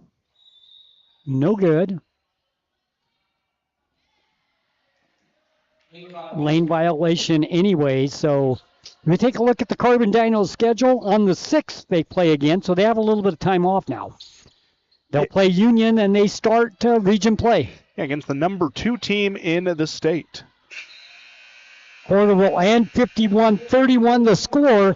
Lady Dinos down 20 as we go into the fourth quarter, and as we said, they will play Union on the 6th, and then they'll play North St. Pete on the 13th, and Manti on the 15th, Emory on the 20th, Union on the 22nd, North St. Pete 29th, February 3rd, Manti, and February 5th, Emory. It's all region. And it's crazy to think that the region slate goes by that quickly. Normally, it just feels like the region slate is a grind starting again back in December, but the region realignment has really ruined that pace. So yeah. Four games at home, 4 games on the road. So a very balanced schedule for the Lady Dinos. So, I mean, going into the new year, the rest of the games are region games. Yeah, no, and that's something you want to focus on. You can get yourself right with this contest against Pineview, and then you can set your sight on what really matters, and that's region play. Especially, again, the number 2 team in the state currently in the Union Cougars is going to be your first matchup. So we said the Lady Dinos 6-8 overall. Last non-region game of the season right now, and then, as we said, region the rest of the way, and it'll be fun. The boys' schedule almost identical. It is. When it comes to region play. I mean, for the new year, most of the games are region. I believe they all might be region. The only non-region we have is Friday's contest against San Juan, and then it's into region play for the boys. So 2026 basketball will be all region games for the boys and the girls. Lady Dinos with the basketball. Orth with it. Gives it to Bowman. Into the fourth quarter. Turnover for the Dinos. No, was it tipped? Yes, it was. So the Lady Dinos able to avoid or dodge a bullet there as they get to maintain possession to start the fourth. Bowman will throw it in, and it comes to Smith. Back to Bowman. Right side. Lob pass down underneath, out of bounds. Carbon ball. So they're going to be able to maintain that. 16 on the shot clock. Bounce pass in, turnover for the Dinos. We come the other way. Pineview with the basketball. 7:35 left to play in the ball game. They lead by 21. Harris with the ball, three-point line. They'll play catch on the three-point line. Will the Panthers, 20 on the shot clock. Harris has the three from the baseline. Good. Hayden Harris in double digits. She has 10. The baseline left three, 54-31. That's something that's really set Pineview apart in the second half is their ability to make the three-point shot. They've been making the Dinos pay time and time again. Cartwright tries to get the ball down low, kicked out of bounds by Pineview. Smith will throw the ball in for the Lady Dinos. 7:09 left to play, down 23. Bowman with the ball on the baseline right. Picks up her dribble, gives it to Smith. Smith, three-point line, baseline. Ball knocked away. Scramble for it on the ground. Carbon comes up with it. Timeout. A wise timeout. Settle the seas just a little bit. Make sure that things can kind of settle down. You got to get back into your rhythm here in the fourth. Referee says there was possession, Carbon, when they called timeout, so the Dinos get the timeout. We'll keep it here. 54-31. Pineview with the lead. Carbon with the ball. Well, Sonny, one of those winter sports that we don't really talk about here on air is wrestling, but the Dinos right now having themselves a pretty good showing. Jance Greenhall, the sophomore sensation, comes up with a win at the Beehive 25 Invitational. For those of you who don't know, that's an invitational of the top wrestlers in each weight class from across the state. He wins by fall in the finals. So a great showing by Jance. Yeah. Several other Dinos also competing in this competition. Gotta love what you're seeing. Riker O'Haron also playing. He also places first. Or excuse me, his match is upcoming in the first place match. Good showing for the Carbon Dinos. Ball knocked away out of bounds on the inbounds pass, controlled by, what do we got? Looked like she dribbled out of bounds. That's going to be in possession of Pineview. Towed that line, and the ball bounces just barely out. Call by the referee down on the baseline. And it will be turned over to Pineview with 6:52 left to play. Well-reffed game today. It has been. This crew always does a good job. I like seeing these guys suited up for these games. They always have such a good style. Pineview with the basketball. 6:44 left to play here in the ball game. They lead by 23. Harris with the basketball. Bounce pass goes down into Fia. Knocked away. Controlled by Pineview with 30 on the shot clock, and then the turnover. Turnover number 7 for Pineview. They've taken very good care of the basketball. Johnson for 3, left wing. Air ball. Out of bounds. Ball goes for the Panthers.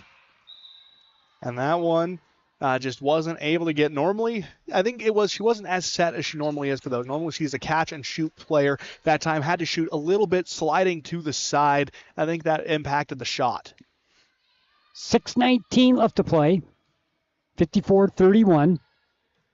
Pineview with the lead in the ball. Pass down low. Knocked away. Controlled by the Dinos. Turnover for Pineview. Here come the Dinos the other way. Cartwright brings it up the floor. Takes it all the way to the basket. Lays it up and in. Took it all the way down the sidelines. Past the scorer's table. Right to the basket and scores 54-33. Have yourself a game, Natalie. A major spark plug off the bench. She's been doing it all for the Dinos, and that was an impressive coast-to-coast drive. Panthers drive inside. Shot up. No good. Whistle and a foul. And free throws for Pineview with 5:38 left to play, up 21. I was waiting for the whistle on that one, Sonny, because you could hear the slap all the way up here in the Sutherland's broadcast booth. Schlenker will go to the free throw line to shoot 2. She has 11 in the game. She's played well. That she has, as have most of Pineview. They've really found their rhythm. After a slow start in the first quarter, they've exploded ever since. And she has a really nice shot at the free throw line. It's smooth. Follow through. Nice spin on the ball. First free throw up and good. Second free throw.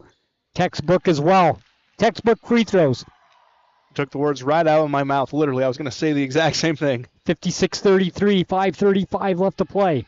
She has 13 in the ball game. Dinos with the basketball. Bowman gives it outside to Cartwright. Swings it to Johnson between the circles.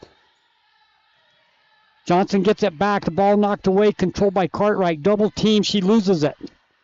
Stolen by Pineview, and we come the other way. Another good possession by Schlenker. Comes up with the rip-away steal. Harris thought about the 3. Cartwright there to play defense, changed her mind. She gets it back, however. She will shoot the 3 this time. Short off the front of the rim, no good. Rebound, the ball goes into the backcourt, controlled by Bowen. She'll take it all the way. Bowman's shot up and no good. And the rebound comes down to Pineview and a whistle and a foul. And again, in one of those fouls of frustration, you missed the layup you thought you should have made. And as a result, you try and get the ball back for a second chance. But they are going to whistle that one against Johnson, instead saying she made the last contact. That resulted in the whistle. Her first foul, team foul number 2 for the Dinos. 4:50 and running left to play, 56-33.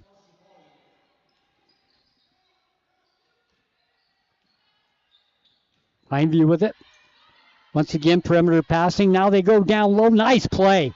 That's a nice play. That's a design play. It goes to Eves, and then Eves finds the cutter down low going to the basket, which is a Fia, and they get the easy 2, but that's a well-designed play. That was excellent job on the coaching by the coaching staff.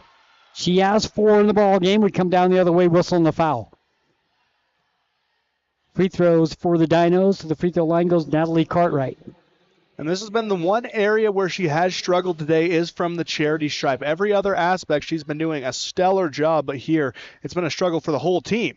On the girls' side, best half-court offense we've seen so far all year, Pineview. Oh, absolutely. No, the way they move the ball, the way they're patient, the way they just don't let anything deter them from what they're trying to accomplish. It's incredible to watch. You can see why they have that 8-3 record. Second free throw up and good. She has 9. Cartwright does, 58-34. Pineview with the basketball. They'll set the offense once again. Swings it over to Harris. Harris down low. Shot in the paint. Rims around, no good. Offensive rebound up, no good. Whistle and a foul. Free throws for Eves. She'll go to the free throw line to shoot 2. Nice offensive rebound as Fia couldn't get it to go, but good position by Eves. She gets the putback, no good, but she's fouled.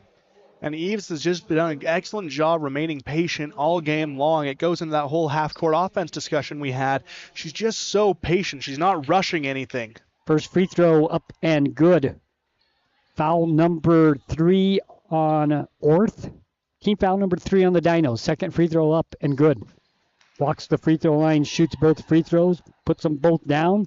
She has 7 in the ball game, 11 for 14 from the free throw line as a team for Pineview. Morley checked into the ball game. She has it, gives it to Orth. Orth picks up her dribble. In a bit of trouble. Kicks it back outside to Cartwright. Cartwright dribbles. Tip of the key. Back over it goes to Orth for 3. Glass but no rim, and the rebound comes down to Pineview.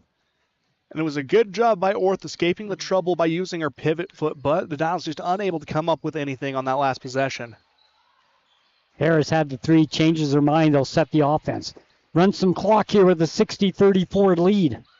Good idea. 18 seconds left on the shot clock. Yeah, you really don't need to rush anything here. This time Harris will take the 3 and hits it from the left wing. Harris has 13 in the ball game. It's a 63-34 lead for Pineview.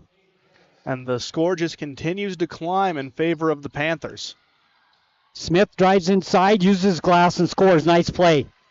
She found a little gap on the baseline left, worked her way to the basket, used the glass, and scored 63-36. Smith has 4.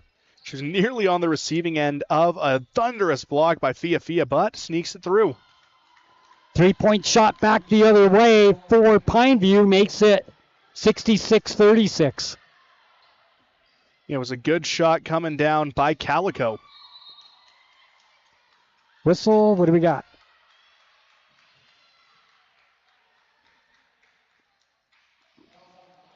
Calico with the 3 down on the other end. I didn't see the number. I just seen the ball go in the basket. I can tell you that. It didn't even hit the rim. No, it's one of those problems with girls basketball, Sonny. Oftentimes they have hair so long it covers their number, and it makes it a tall task to try and see the number. I like what the WNBA does and putting it down on the lower back. It makes it easier to see. Shot up by the Dinos, partially blocked. We come the other way for Pineview, checking the ball game wall work. Calico swings it over the right side. Here's a three-point shot up and no good by Hall. Offensive rebound up and in. Valenenko, her first points of the ball game for Faith. 68-36. 2:10 left to play. And a great job corralling in that offensive board and going up strong with it. Pass down underneath goes out of bounds. Off the leg of Pineview, and the Dinos will have it, and they'll take it in all the way back on the other side. Yeah, no one really had interest in trying to race down that ball. Just kept rolling.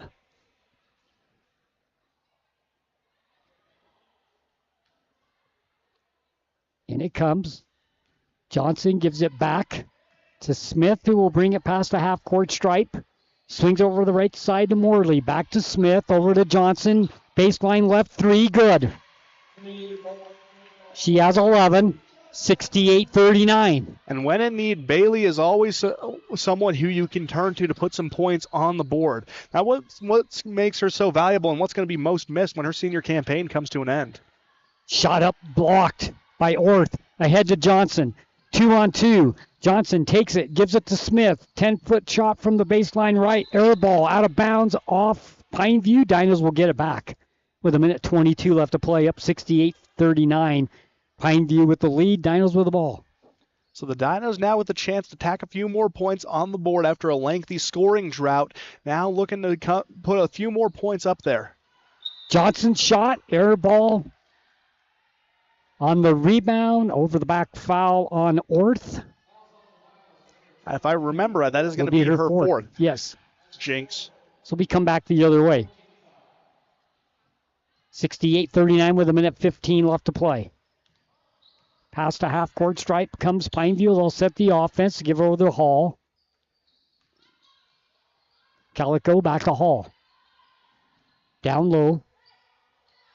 Seavey. This is Nina Seavey. Down low it goes to Valenenko. Whistle and a foul, and she'll shoot free throws. Chance for points number 3 and points number 4 at the free throw line for Faith. With 58 seconds left to play, 68-39. Oops, will coming into the ball game for the Dinos. Coming out will be Orth. That's her 5th foul. Lots of relative play on this Pineview squad. You look at the two Seabees, the pair of Falanenkos. Always fun to see siblings getting involved. First free throw up. No good. No good. 11 for 15 from the line as a team for the Panthers. That's a pretty respectable percentage, Sonny, especially if she's able to make this one push it to 12-16, which she will. 3 points in the ball game. 69-39, under a minute left to play in the ball game here at Carbon High School.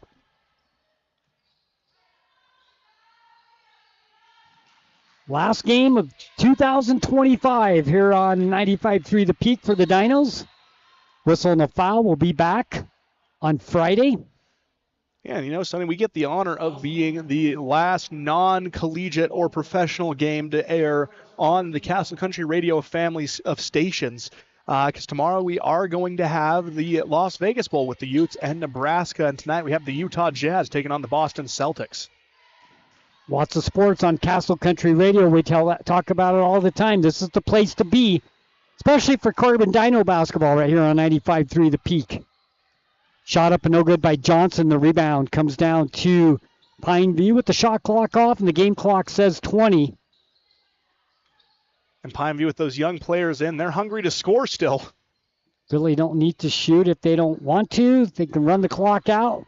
Calico goes inside, whistle and a foul, and we'll have free throws with 7.8 seconds left to play. But it's been a good 2025 season with the football and basketball and everything, and basketball last year in 2025. It's been fun doing the games with you, Aiden. Look forward to going into 2026, finishing out the basketball season, and hopefully a lot of success for the Dinos. First free throw up and no good. Yeah, it's always a pleasure spending time in the booth with you, Sonny, even on those extended road trips where, you know, you complain a little.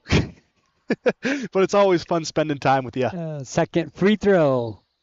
No good. Rebound comes down to the Dinos. And that's going to run. And that's going to end the ball game. Final score here at Carbon High School, 69-39. Pineview with the win over the Carbon Dinos. When we come back, we'll have the Eastern Utah Community Credit Union postgame show. Show your school spirit and support local high schools with the new Eastern Utah Community Credit Union debit and credit cards. Featuring designs for Carbon, Emory, and Grand High School, these cards let you carry a piece of your school's pride wherever you go. Plus, to make purchasing easier, Eastern Utah Community Credit Union has added the convenience of tap-to-pay and compatibility with major mobile wallets. Pick up your school spirit card today at any of the Eastern Utah Community Credit Union branches. Plumbing issues don't happen every day, but when they do, it's good to know that there's a plumber you can trust right here in the Castle Country. The Swell Plumber has over 30 years of experience and has proven that he's reliable. Here's what some customers have said about the Swell Plumber. Kurt was amazing. He came out to the house the same day and got quotes to us very quickly. Kurt kept in touch with us with updates as things progressed. I was definitely pleased. For residential and commercial plumbing, go to theswellplumber.com and book your appointment today. Picture this. A sudden burst pipe, flames engulfing your kitchen. Disaster strikes when you least expect it. But fear not, because Restore Wizard of Price is here to save the day. Their team of restoration experts is ready to tackle any fire or flood emergency from start to finish. They're not just here to fix the damage, they're here to restore your peace of mind. Don't let disaster catch you off guard. Call Restore Wizard of Price, 637-9165. Restore Wizard, the magic of a fresh start. The time is now to join the JN Auto Experience. Browse quality used cars, trucks, and SUVs at our Price or Huntington lots. JN Auto can even help you get financing. Get fast, expert mechanic service to keep your vehicle running smoothly. Treat your car to a spotless wash or make it shine with professional detailing. Even rent a car. All in one convenient stop. JN Auto. Driven forward. Welcome to Emory and Carbon Animal Health, where Dr. Jensen and his staff greet you and your pet with caring smiles. Our exam rooms are clean and inviting. Our accredited doctors offer many procedures, including examinations, surgery, dentistry, and boarding. Schedule an appointment today. 2 locations to serve you. Emory and Carbon Animal Health. Animals big and small. We care for them all. Show your school spirit and support local high schools with the new Eastern Utah Community Credit Union debit and credit cards. Featuring designs for Carbon, Emory, and Grand High School, these cards let you carry a piece of your school's pride wherever you go. Plus, to make purchasing easier, Eastern Utah Community Credit Union has added the convenience of tap-to-pay and compatibility with major mobile wallets. Pick up your school spirit card today at any of the Eastern Utah Community Credit Union branches. The Dinos play here on 95.3 FM, The Peak. Welcome back to the Eastern Utah Community Credit Union postgame show. Once again, the final score here this afternoon at Carbon High School, the matinee game against Pineview. Pineview 69 and the Lady Dinos 39. As we take a look at scoring by quarters, after one, Aiden, it was 13-9 in favor of Pineview, but I thought Carbon had a really good first quarter. Their defense played really well in the first quarter. Second quarter is when things started going a little off for the Lady Dinos. They were outscored 20-7, and going into the halftime, it was a 33-16 game. Yeah, Pineview was finally able to establish their rhythm in the half court, and their defense just picked up from where it already was in the first quarter. And that combination really did a lot of damage to the Dinos as they went into halftime with a pretty sizable lead. Yeah, and then the third quarter, 51-31 is how the third quarter ended, and the Carbon Dinos scored 15 points in that quarter, 18 for Pineview. That was a decent quarter for the Lady Dinos as well, but then in the fourth quarter they were outscored 18-8, final score 69-39. So the second and fourth quarters were the the bad quarters tonight for the Lady Dinos. And I think what the difference maker was, especially in that fourth quarter, was how easily Pineview was starting to make those three-point shots. They'd have a hand in their face, they'd move the ball around, find the open shooter, and from there they were really able to connect on those shots. I really liked what I saw from Pineview. Like we talked about during the game, that's one of the best half-court offenses we've seen all year. It's spectacular. Yep. They move the ball around, they trust their teammates, they wait until the most open shot possible, and that's what really set them apart. Well, to have an offense like that, you have to be able to pass the ball well, and they do. And they show a lot of patience on the offensive side of the ball, and they wait. They don't panic when the shot clock goes down to 10. They just continue to do their thing. Like I said, I feel like the best half-court offense on the girls' side that I've seen so far this season. Be interesting when you talk to Coach Blank about that and see what he has to say about Pineview's offense. But I completely agree with you. When they got into that rhythm and started passing the ball and started getting good looks at the basket, that's when their offense started to really shine. Yeah, that's when you really saw them settle into a rhythm. And they're going through no easy task right now, Sonny. They're playing 3 games in 3 days. Last night in Emory, coming away with a 46-35 win. Today, matinee game always throws me off. They play against the Dinos, come away with the win. They're looking to go 3-0 on this road trip as they travel up to Mountain View tomorrow. So they're trekking across the state, hopefully going to be back home in time for New Year's. So they go to 9-3 on the season. So good season so far for Pineview. And as we look at scoring by individuals, we'll start with Pineview, and Shankler with the 13 points had a great game. That she did. She really found her stroke from beyond the arc, and that was one of those key factors in the second half. She was shooting with ease, and her defense was an incredible presence. So Schlenker had 5 points in the first half, 8 in the second half, finishes with 13. That she does, and she just, again, really turned it on in that second half. Hayden Harris had 13 points in the ballgame, 8 in the first half, and 5 in the first half, 8 in the second, exactly the same, 13 points for her as well. So a pretty balanced effort coming there from Harris. You liked what you saw from her offensively. She was always willing to make that extra pass. Reese Gustin had 12 points in the ballgame, 5 in the first half, 7 in the second. She's the leading scorer on this ball team, averaging 10 points per game, finished with 12. Yeah, pretty balanced scoring effort there. Gotta love what you see from Pineview. As you look through the scoring column, every player who touched the ball really was able to put some points up on the board, and they did it in a very team-oriented way. There's not one player who was always hunting for shots. They were always looking for what was going to be the best for the team. CV finished with 8 points in the ball game. She was averaging 3.8 per game, so she comes off the bench and has a good evening. That she does. Then comes Falalenko with 5 points in the ball game. Fia with 4, and Hall with 1 for Pineview for a total of 69 points. And the defense against Fia was nothing short of spectacular tonight. They were able to lock down the leading scorer of Pineview, but it was everyone else who was really able to go up and do some damage. Take a look at the Lady Dinos, scoring by individuals. Leading the way for the Lady Dinos, Bailey Johnson and Orth, they both had 11. And they had a very explosive second half, especially Orth, who had 9 in that second half of action. She really came alive, and you saw her play some great defense as well. Cartwright had 9 for the Lady Dinos. She came off the bench. I thought she was I thought she shined tonight the way she played. I think so too. She provided a spark off the bench when the Dinos needed it most. Then comes Smith with 4, Bowman with 2, Morley with 1, Hopes with 1 for the Lady Dinos. They shoot 7 for 16 from the free throw line tonight. That's something that I'm sure Coach Blank will circle. And they also had 19 turnovers. Only 6 in the second half, 13 in the first half, but 19 turnovers, 7 for 16 from the free throw line. 2 things that both those stats you want to see get better. Oh, absolutely. And that's something that as you go through the winter break and as you enter into reach and play, things like that will start getting better as you end the preseason.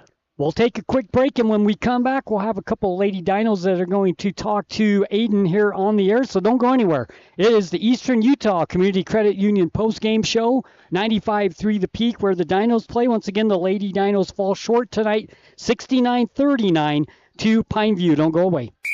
Show your school spirit and support local high schools with the new Eastern Utah Community Credit Union debit and credit cards. Featuring designs for Carbon, Emory, and Grand High School, these cards let you carry a piece of your school's pride wherever you go.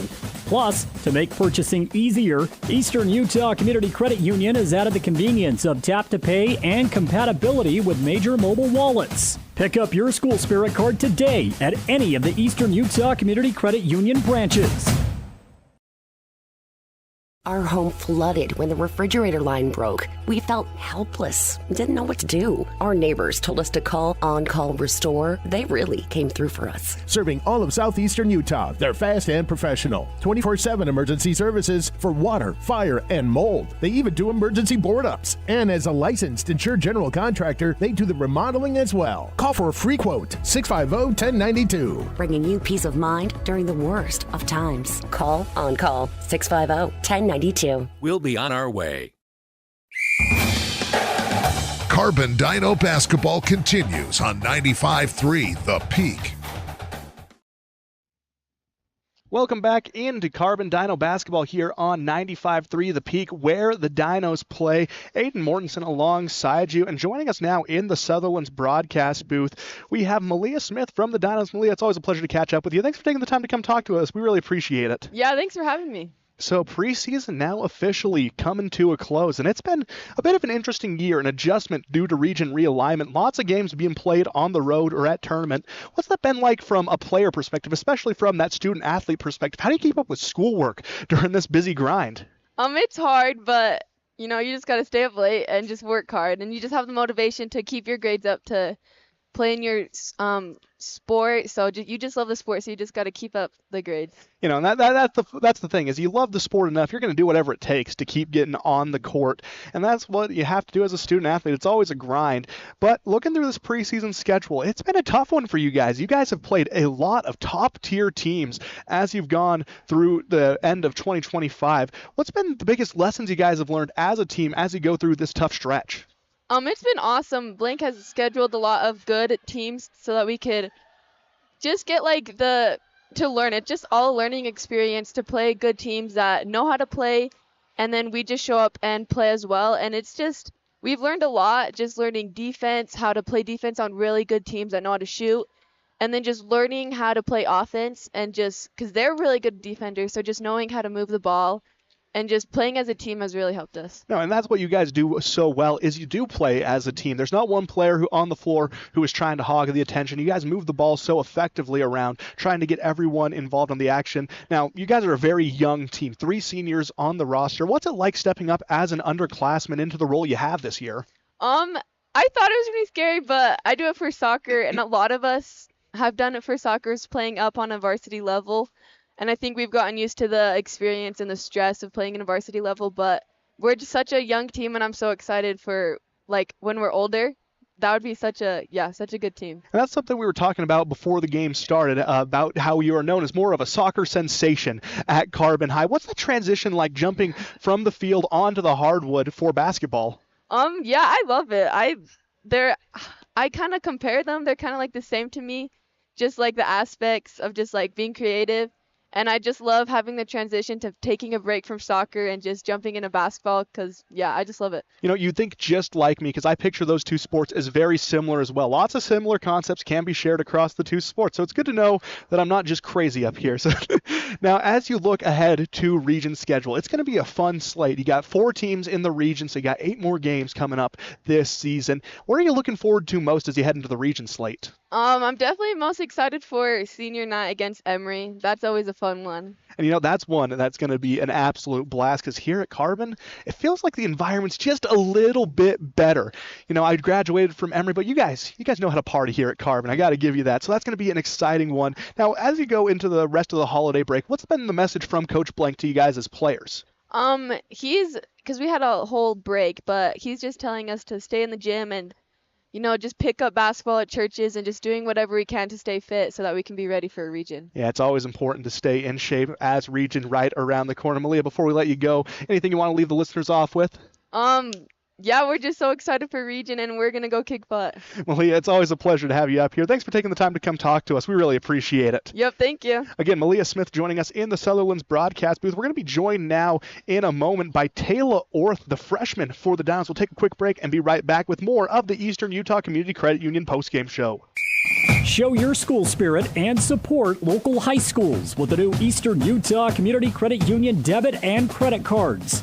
Featuring designs for Carbon, Emory, and Grand High School, these cards let you carry a piece of your school's pride wherever you go.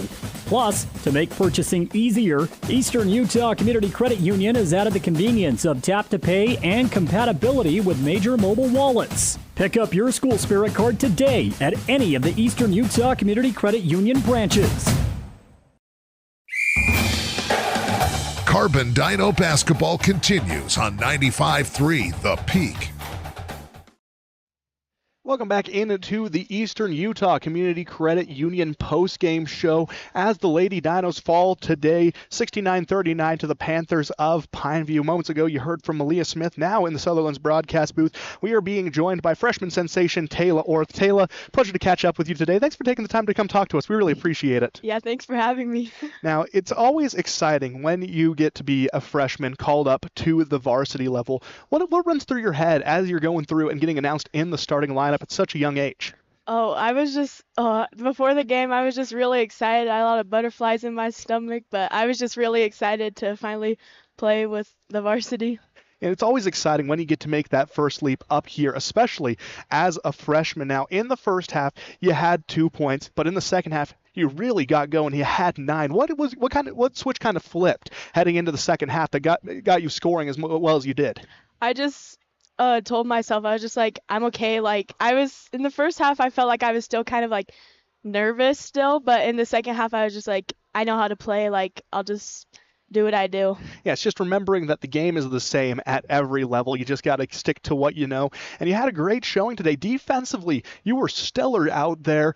What's your mentality on the defensive side of things? Do you like to take more of a laid-back approach to let things come to you, or do you like to be more aggressive? I love to be more aggressive. I feel like that's kind of my identity on the court, is just be aggressive, go get rebounds, and just that stuff. Now, stepping up as a freshman, no easy task. How have you done so in practice to prepare for this moment? I've been working just really hard. I've been working even when we don't have practice and just putting in the extra work to get here.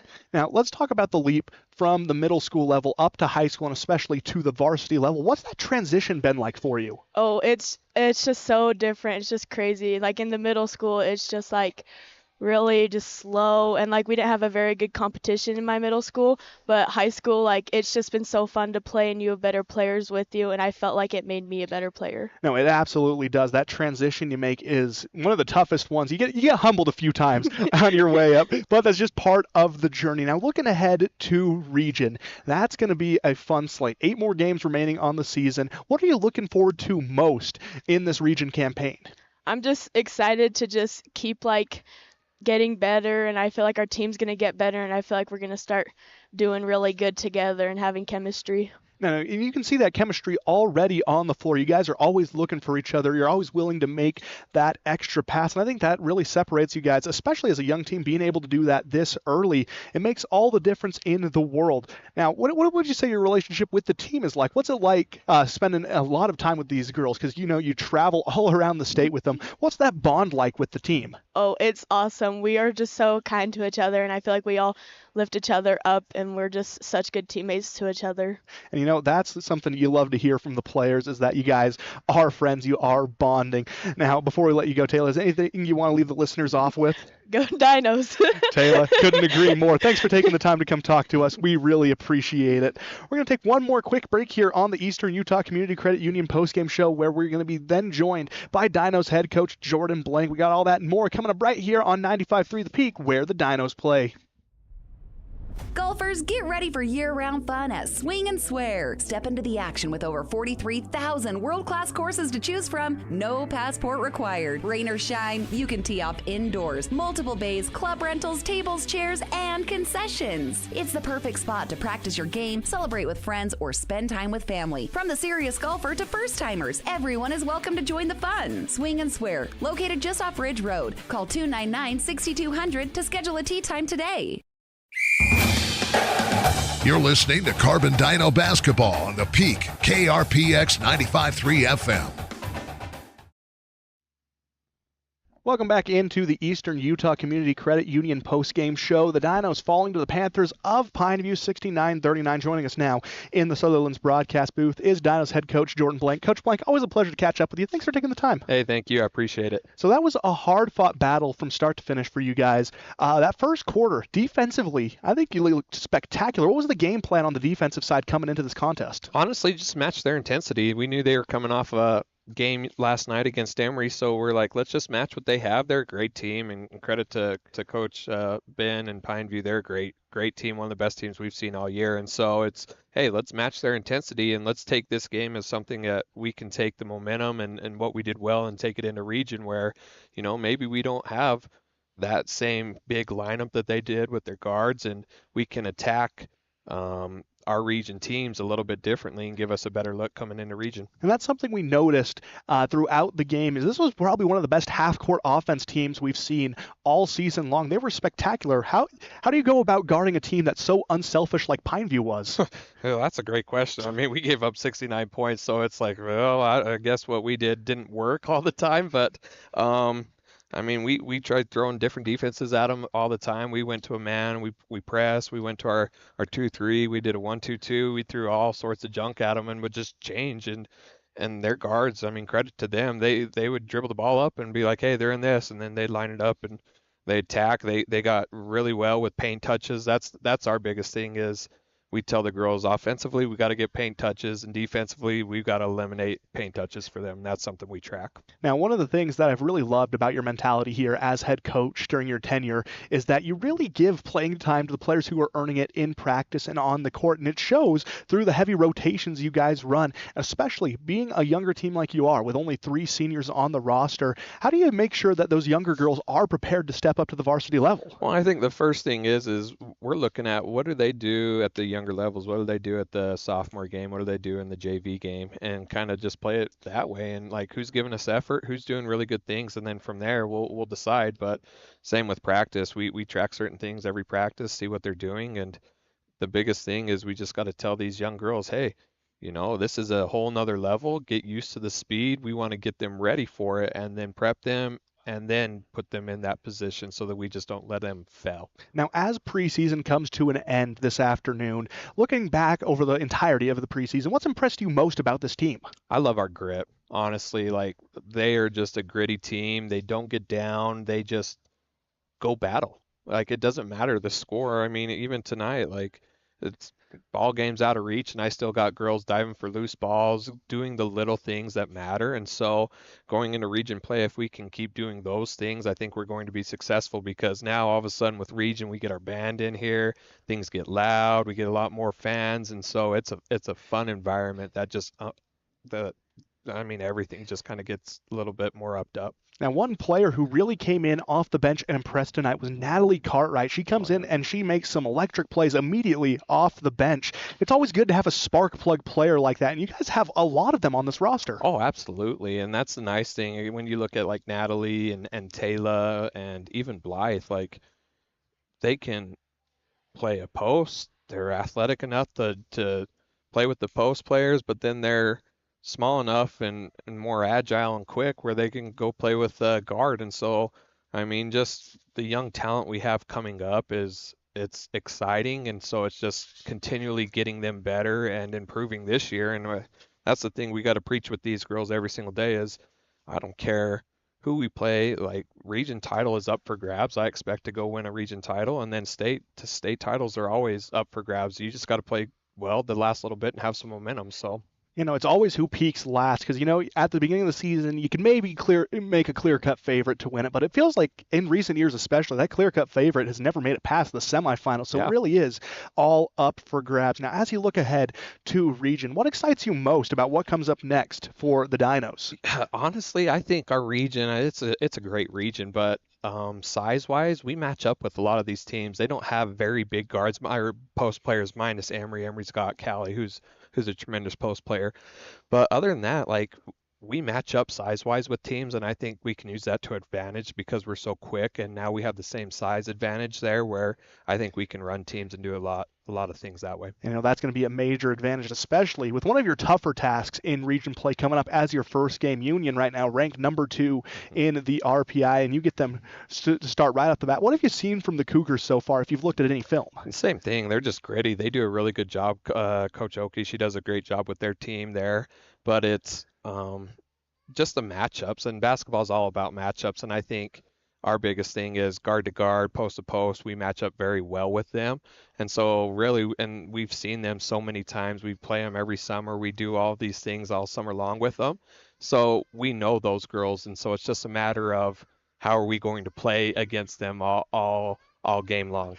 Now, as we get ready to send you off back into the rest of this Christmas break, anything you want to leave Dino Nation off with? Once again, I love the support, love this area, love the community, and our girls are ready for region. We're getting really excited for it, and just go Dinos. Well, Coach Blank, it's always a pleasure. Thanks for taking the time to come talk to us. We really appreciate it. Thank you. I appreciate it. Again, Carbon High School head coach Jordan Blank joins us in the Sutherland's broadcast booth to discuss tonight's game. Again, the Dinos fall 69-39 to the Panthers of Pineview. A hard-fought game by the Lady Dinos, but coming up on the wrong end. Sonny joining us back in now.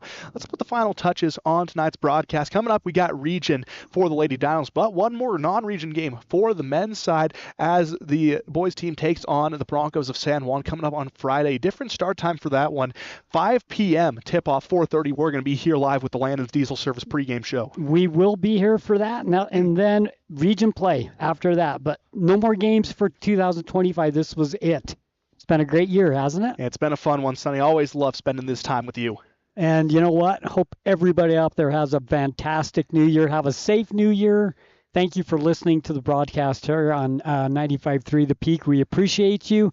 This is the place to be for Carbon Dino Sports, 95.3 The Peak, where the Dinos play. I couldn't say it better myself. For Sonny Buscarini, I'm Aiden Mortensen. Thank you for listening, and we will talk to you again on Friday. Go Dinos!